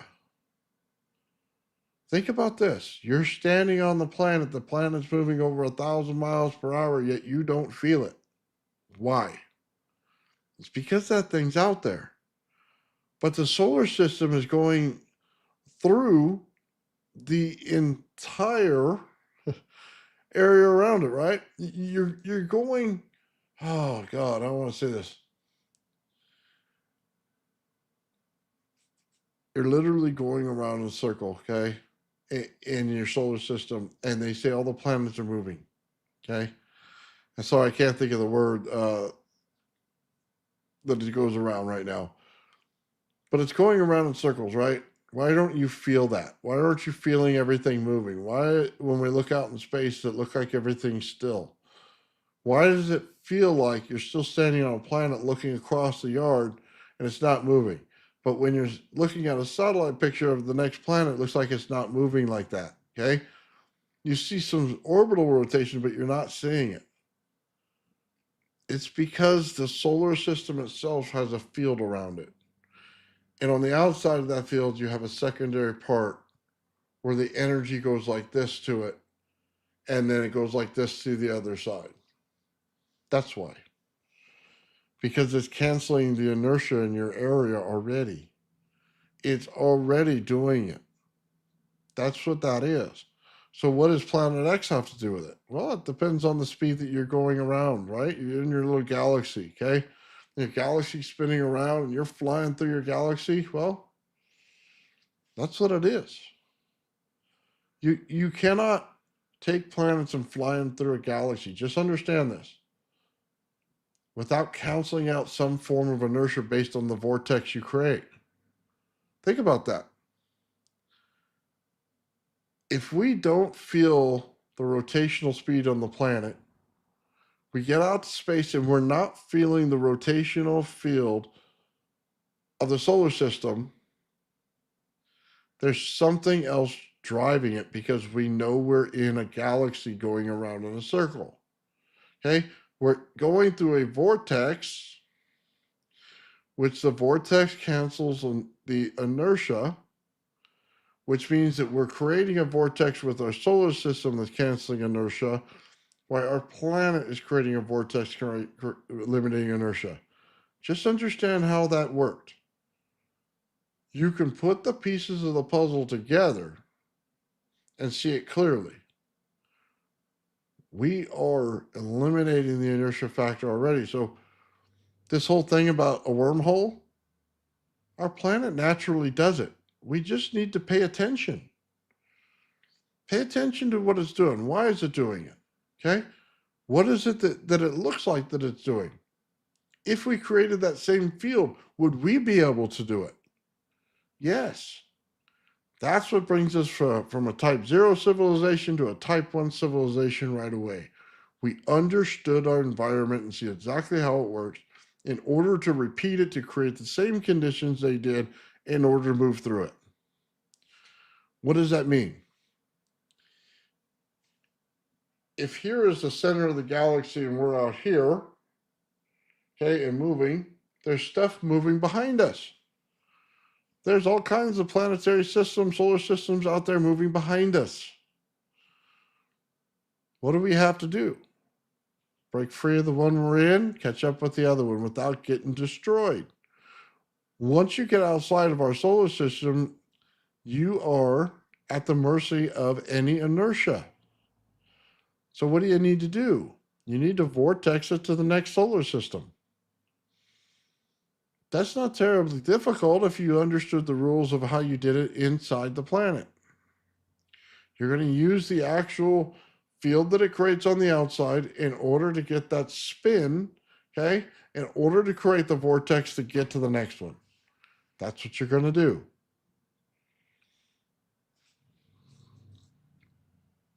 You say, well, how would we prove that today? Well, you get a couple of RAVs together and find out exactly how you can create an Einstein-Rosen bridge in between them. Because that's essentially what you're going to be doing. That's how it works. You don't fold space. Space is already folded. Space is already in the correct place that it needs to be. It's our understanding of space as a grid that's wrong. It's not a flat plane. Okay? We are inside of a bubble, and you have to understand that. We're not on a flat plane. There is a plane of energy that goes throughout our solar system. There's no question about that. It's because that's where the null zone is when you create when you create an energy. And what does that mean? It means where the vortexes meet. In between, it creates a null zone in between it that goes out this way, side to side. It's the same reason that you can have rings on a planet. They create that one ring that goes out from it. Well, the sun has the same thing. It goes out like this. It's at an angle, okay? It makes it what looks like this on the side, on both sides of it. We stay in that zone at all times. Some of this stuff isn't that hard to figure out. Planetary physics isn't hard to figure out. It is if you think that things come out of nowhere. If you think things just create themselves out of nowhere, then you got a problem. Then you don't know how anything works. It's fairly simple once you see it. You can see it in the RAV clear as day. You can see where it's building everything out. What is a black hole? It is simply the point where the light comes into it and it compresses the light. It's a compression of light. Then on the other side of the black hole, what happens? It then forms the light into plasma and starts creating things out of it. That's what's going on. That's pretty simple. We see all the light going into it. It's not necessarily matter or mass that we're seeing into it. Everything gets crushed and destroyed. Everything goes down to its fundamental particles, and you end up with light. Light converts to plasma. That's why that exchange is so important, but you can reverse it. You can take the plasma and convert it back into light. These things can all be explained. It all depends on which direction you're going and how well you understand energy. But that's what happens in it. Some of these things, they always tell you, oh man, we're whipping around and they show the planets. You go, well, hey buddy, that doesn't make a lot of sense because that's a hell of a lot of inertia, right? I mean, that means as soon as we hit space, we're sucked our ass to the back of the craft. We're going right through it, right? Because we got inertia out the butt. And they go, but that's not what's happening. We go, then what did you miss? It's great to put the planets out there. It's great to make them in circles. What'd you miss? They also miss it that when you actually look at it and you see what they're doing, the planets go up, they make a leaf. They come around, they make another leaf. They come around, they make another leaf. If you look at the rotation of the planets, each one of them, and the actual patterns they're putting down, take your time and do it. This is where the fringe meets real science. Look at every one of those patterns. You're going to find them on mandalas everywhere. You're going to find geometrical structures that out of those points on the pattern. Resonance makes geometrical structure every time. It gives you the beat frequency, and it gives you the frequency, which is the beats give you the distance. The distance over how many times you put it in there is your geometrical structure. You can do the same with the resonance chamber. Go take one out of a microwave and figure it out. You're going to get a geometrical structure. I'm not telling you anything you probably shouldn't already know. Giuseppe Tepe. Resonance chambers. They're trying to show you something. Look at the way it's designed. How far of a distance between the next thing do you get to if you create energy in the center? Each one of them creates a certain frequency in between them. But you don't have to do it in a circle. You can do it like this. Right in the Great Pyramid, just like that. The resonance chambers. They're there to set a resonance based on the energy level that you put out. So if your energy level is here in the bottom and it spreads out like this, what one it stops at, there you go. Think about that. Next time you want to do that, take the understanding of a microwave and take that right there. Just that frequency generator makes. Turn it, put it right there at the bottom of the pyramid. Now figure out where everything is in distance between each other. You'll start to see a pattern, but you'll also see a pattern in your fifths. You go, well, if I put a point at the bottom and I drew a circle around it and I look at the way the chamber and the Great Pyramid is made, Nathan, that tells me my circle of fifths. Yeah, it does. Because that's always been part of energy. It tells you what the fifths are in harmonics. Why? Because resonance is about harmonics. All of it ties in together, man. All of it works together. This is not some kind of BS thing. All the stuff that they put out there was actually true. It's different ways to understand it. We're backwards in our society of understanding it. They understood testicle energy and we're working back from it. Okay? Different understanding. They started at a different place than we did. But that's okay. We can meet in the middle and cross as long as we understand each other. They started at a different point. They understood the energy of the atmosphere before we did. Here we are starting little energies and, creating little batteries and stuff like that.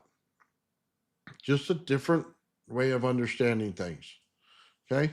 And it could have just been the way the planet was at the time. It was easy to understand that because that's what was the dominant force was. It was easier to see. Therefore, you build your technology on that. That's fine. It's different now. We built our technology in reverse of what you did.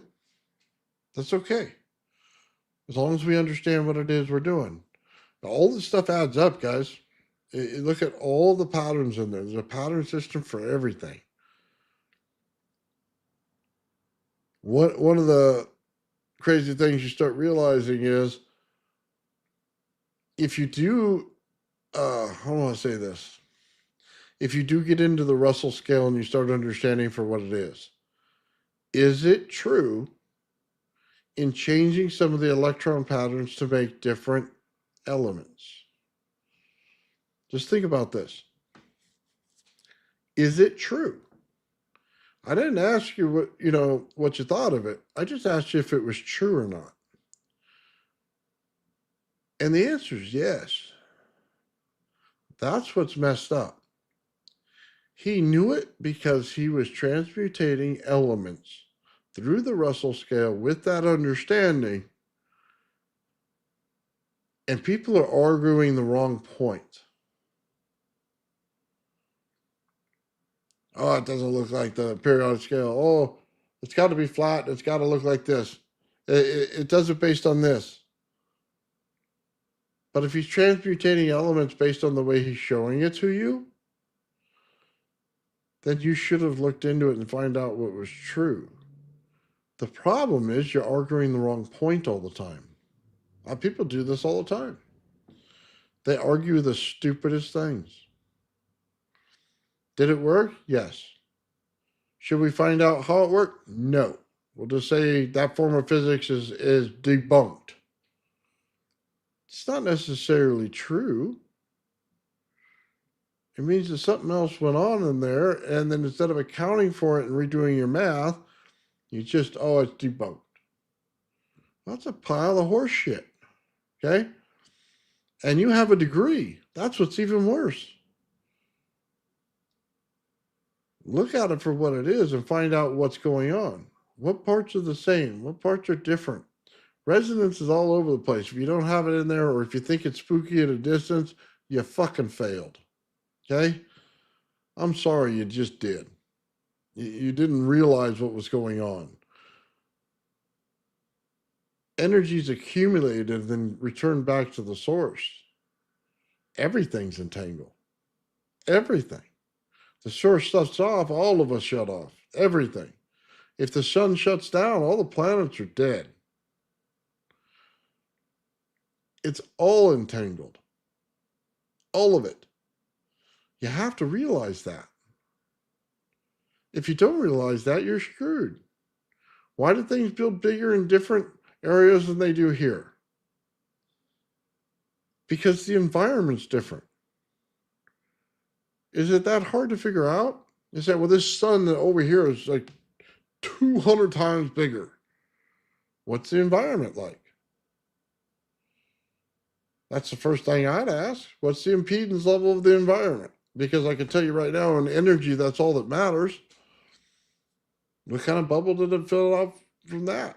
It's probably pretty big for that solar system, which means it reduces the amount of energy between each thing. Okay, which means that things can build bigger. We did vacuum experiments for the same reason, to find out the same goddamn answer. I just, I want people to understand this. We're smarter than this. We shouldn't keep going backwards because we think that, I don't know, that one thing's wrong and we have to debunk it because we have to be right. No, the answer has to be right in the end. I don't give a crap if your formula's right. I care that the answer's right at the end. You see, I think most people are that way. They could give a crap what end of physics you work on. They simply just want to know, when it combines with the rest of it, does it work? That's it. Things are going to evolve over time. We all understand that. How you don't have a theory of everything by now based on what you see out there is unbelievable to me. You're not paying attention. You're not understanding how things are working. I saw one guy, he goes, oh, electrical theory is completely debunked. Okay.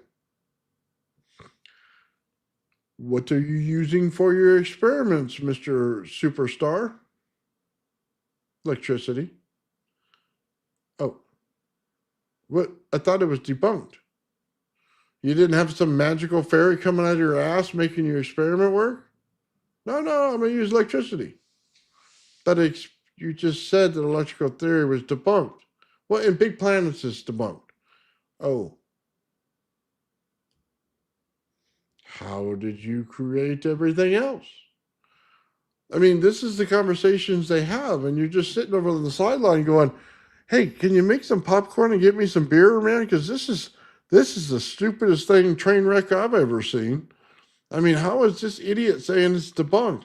It's part of the whole total system. How the hell does he think it's debunked? I mean, it's just ridiculous on its face. Sorry, guys, I'm a little guy and I bitch a lot. I see a lot of things, and I see things for what they are. And The funny thing is, man, is I can probably describe physics on this channel that people get awards for all day long without even reading it. I mean, I, I find it stupid that we don't see it. And instead of debunking something, you should be going, well, how did it work? How can I work it into my system? How can I add that? I do that all the time, man. And I look, I'm like I said, I'm a grumpy old man, so I have a little bit of resistance in it when it comes to anything. Joe will tell you that. He'll tell me something, and I'll go, okay, Joe, I think you're full of shit. And then I go, and about a week later, I'm calling Joe back up, going, Joe, you were right. And, it happens more times than you think. And it's because, like everybody, I have the same resistance to it. But for me, it only takes a week. Thank God it doesn't take years. You know what I mean? But we do it all the time. You know, I think every person's guilty of it. You know, I do. Sean and I do that same thing. You know what I mean? Sean's way better at circuits than I am. Um, you come out with something, man, and I'm like, I don't know about that. I don't know about that, right? I get grumpy. Come back a week later, and yeah, all right. I come to agreement. We're gonna fix it now. I want to know what the teleforce you guys think it is. What do you think it is? Let me just ask that. They said right here. Yeah, you figured out how Tesla made the Teleforce B. Okay, and I was wondering if you had any other insights into it. Um, what do you think the Teleforce is? I'm actually curious about it. Like I told you guys many times, I don't read a lot of patents on it. I have read a lot of Teslas, but I don't think he said anything about that. The 1908 Tunguska blast event. So when that meteor came into, what was it? Was it northern Russia or something like that, and blew up everywhere? Is that what that event what you're talking about?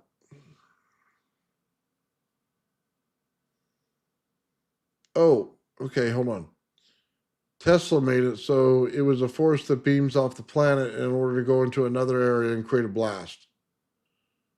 Not a meteorite, but he created the blast. I think I know what you're talking about now. How did he do that? Well, he'd have to use light in order to do it because you have to bounce off the magnetosphere, which light is very powerful. Once it hits the magnetosphere, it can convert to different energies. Is that what you're talking about?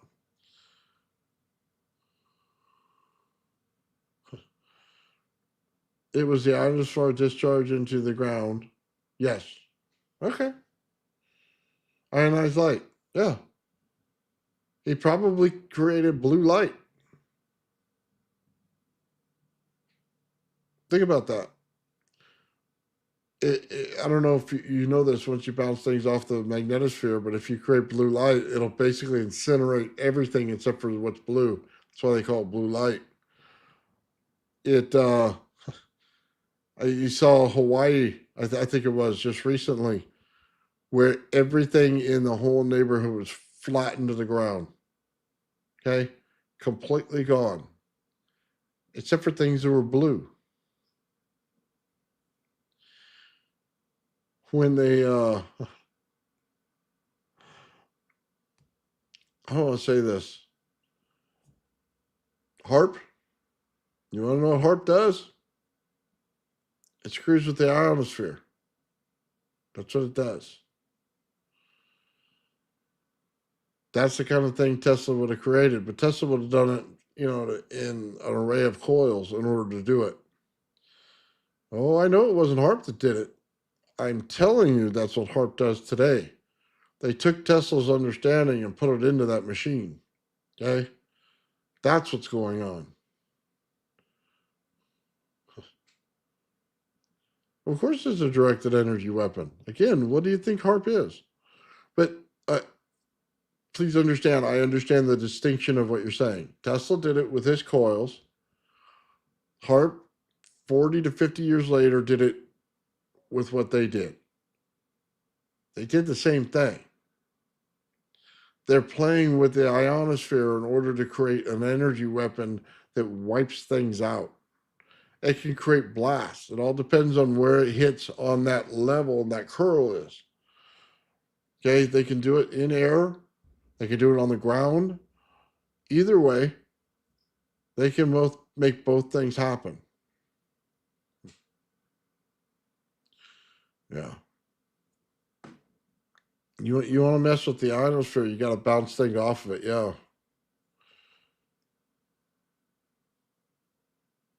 Yeah. Well, it's not that terribly difficult, is it? Okay, we use satellites right now, right? And we can bounce things off the ionosphere right now. Okay. Not the Warncliffe Tower. We can use other things. Okay.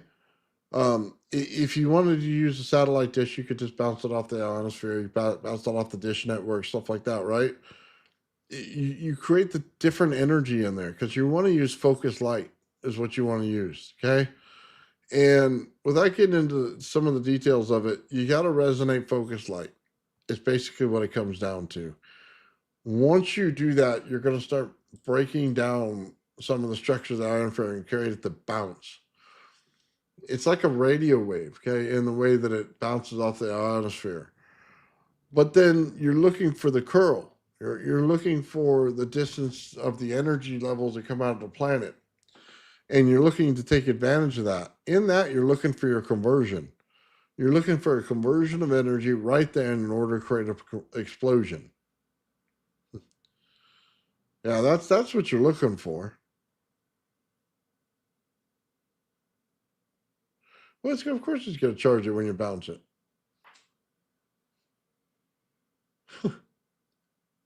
Sorry, I'm trying to read the questions over here on the side. I don't think everybody's seeing them. I'm sorry, I'll put them up. Who's asking the question? My fault, guys. Okay. 1901 photographs, yeah. Let's see. So, okay.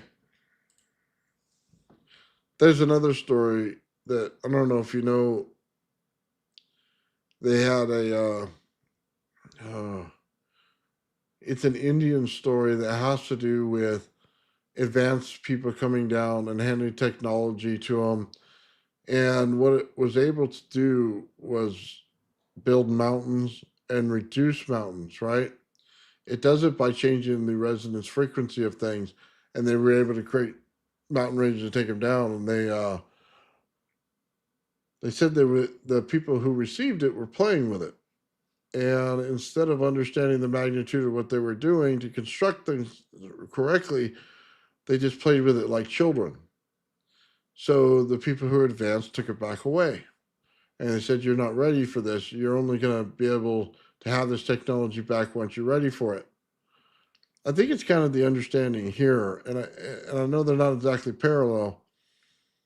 They compensated Tesla's stuff because we weren't ready for it. Tesla was extremely smart. People weren't ready for it. That's what I think's going on here. We advanced in technology so far so fast that people weren't ready for it and they didn't want to have them to have it. I really think that's what's going on. They're how do you explain this to somebody that by changing energy or frequency in your ionosphere that you can create rain? How do you explain that to somebody without them saying, dude, you crackpot, man. You can't do that. Who do you think you are? But that's exactly what he does. That's what HARP does. They're messing with our planet right now. I mean, I don't know, man. I don't know about you guys, but I don't like the way they do things. You know, ion colliders, these big colliders that they keep building, these worthless pieces of crap. They keep building those, but what are they doing? Introducing a ton of magnetism in one area on our planet, screwing up all of our planetary system, making things have earthquakes that shouldn't have them. And then they go, oh, no, it wasn't us. Yeah, okay. Gotcha, buddy.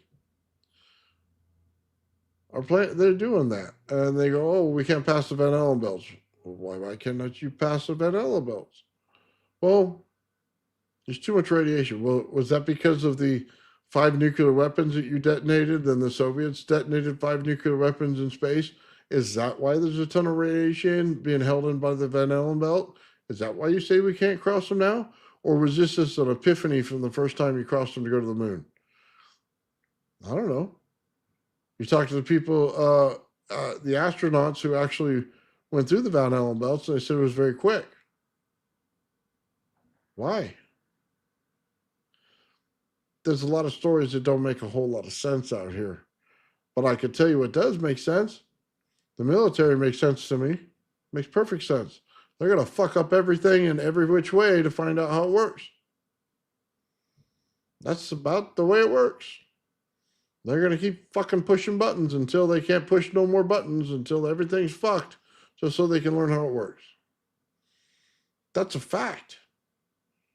Say, well, that's not true. That's not true. Oh, yeah, that's true. They tested every single kind of bomb. Why? See how it works. Okay. I just, by the way, they have bombs that'll do what you're talking about, a discharge in midair that will completely obliterate mountains.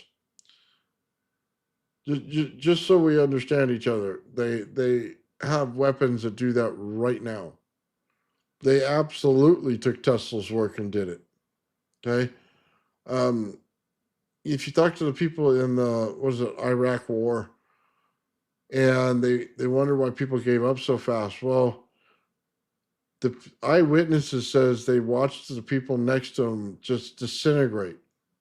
They didn't burn. Okay.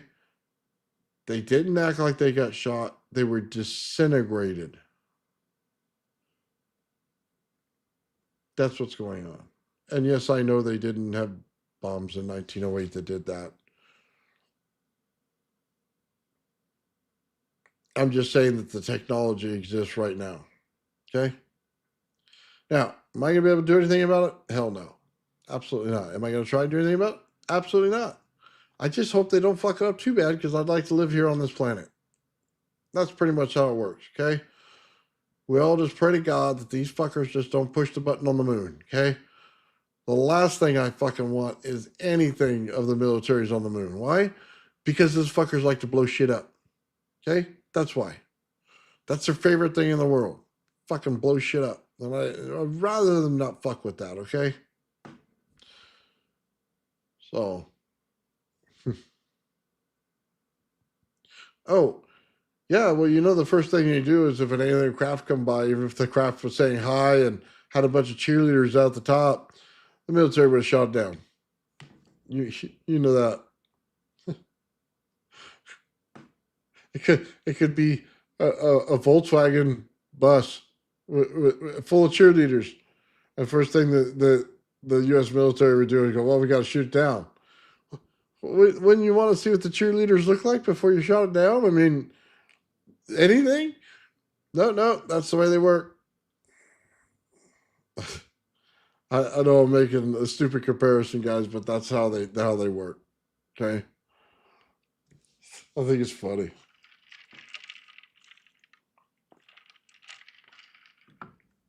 Oh man.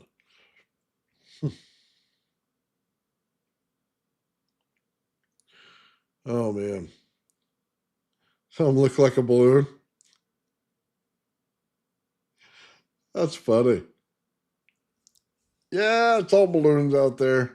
It's all we just got weather balloons. Oh man. Yeah, some of this stuff you can't make up, man. But I think it's interesting, man, that we're not finding that correlation faster. Crowd control. What they do? What they do over to the walls of Jericho?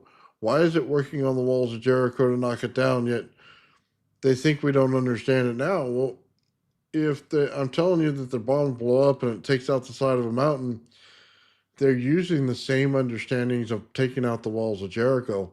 They just found a more efficient way of doing it. Think about that. That's what they did. They just found a more efficient way of doing it. They say, well, what did they use? Sound, resonance, all those things? Yeah. They have it in a bomb. Hit.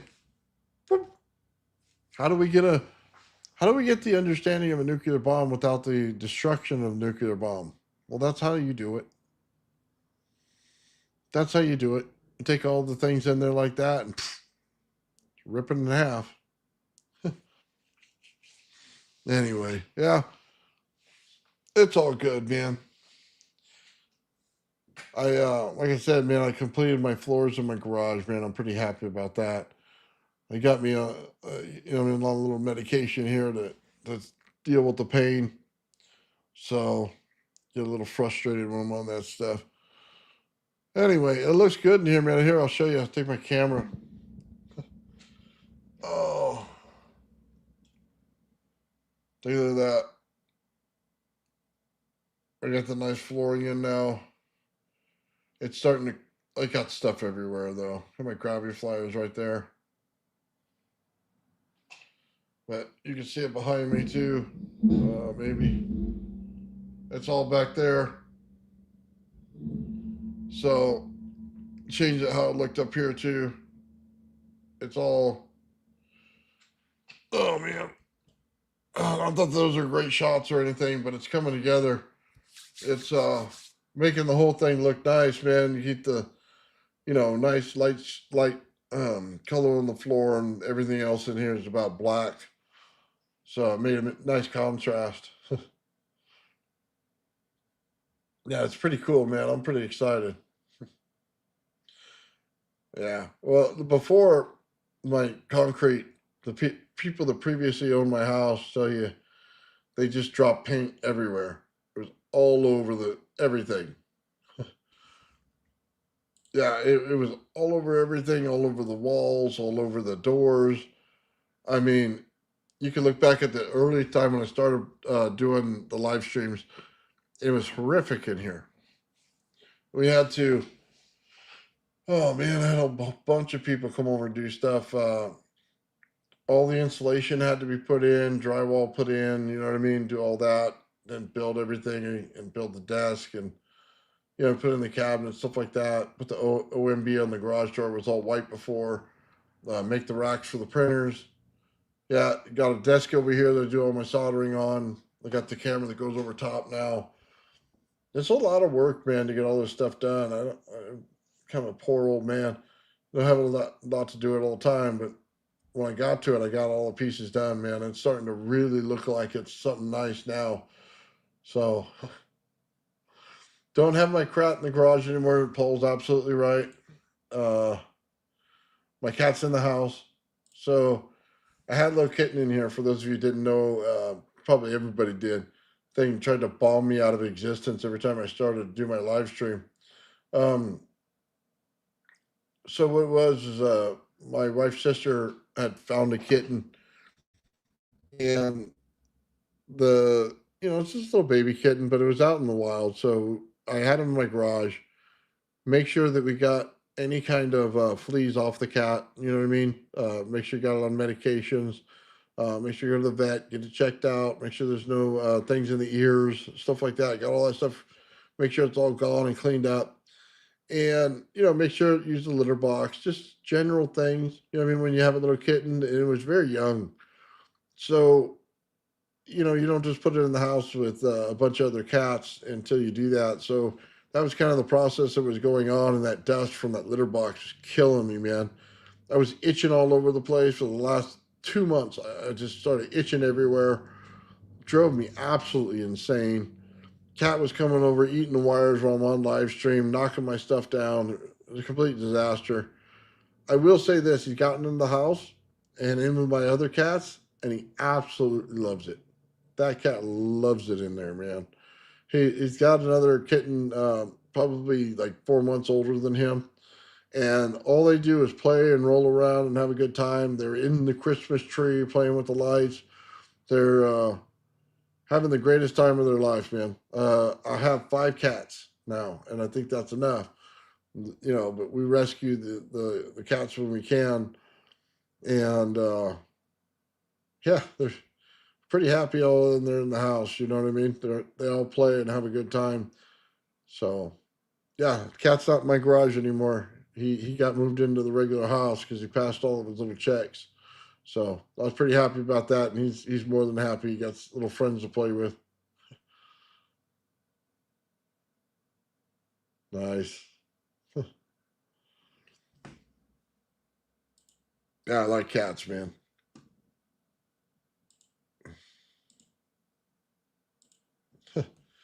Cats kind of do their own thing. They don't need as much attention from me. You know what I mean? You get to go pet them every once in a while, hang out with them, play, and then they're off doing their own thing. Oh, you have one show up on the patio, and now they have 11. Wow. I had kittens. Man, I might be going to the shelter with 11. That's a lot. Yeah, I gotta love cats, man. I know a lot of people out there have dogs and stuff, and I think that's great. When I was younger, we had dogs. Didn't I don't know. It wasn't my thing. It was my kids' thing. They like dogs. Okay, I'm not a dog person. They need too much attention, and I don't like a bunch of animals touching me. So cats are perfect. You go over and they get their attention in the morning, and then in the afternoon they sleep, and then they're up all night running around while you're sleeping. So anyway, all right, guys, it's been about 2 hours. I think you've heard me ramble on long enough, but yeah, we're gonna get to my gravity flyers this week. That's kind of my priority on this.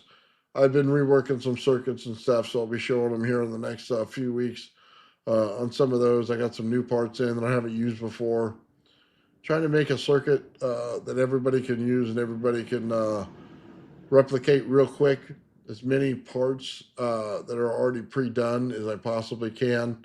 That way it makes it easy for everybody. So once I do that, man, I'll show it.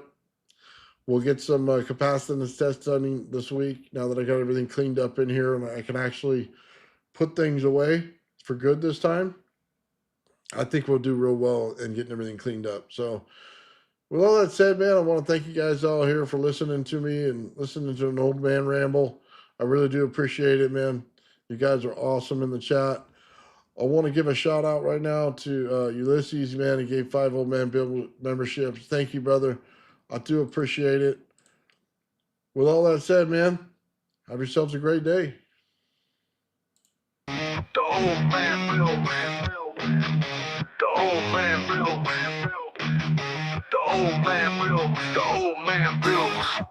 The old man builds is broken in the head. People not seeing reality has put him in the red. Where conscious and spirituality restricted from the norm and replaced with the ignorance of basic magnetic form. The geometry of God keeps running through his head. That's what makes old man builds broken in the head. The old man builds. The old man builds. Spheres of destiny are spinning in his mind, making him travel back and forth in time, battling the establishment for just a little recognition. Has him forcing the world to understand his premonition. That world will have all the technology in the end, even if it means his life will fail to instead. The old man builds. The old man builds. The old man builds. The old man builds. Fears of destiny are spinning in his mind, making him travel back and forth in time, battling the establishment for just a little recognition. Has him forcing the world to understand his premonition. That world will have all the technology in the end, even if it means his life will fail to extend. The old man builds. The old man builds. The old man builds. The old man builds.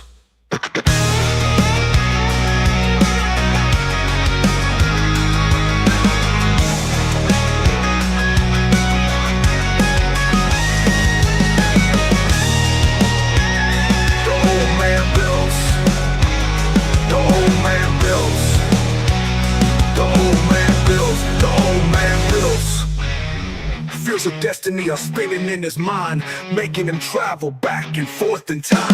battling the establishment for just a little recognition, has him forcing the world to understand his premonition. That world will have all the technology in the end, even if it means his life will fail to extend.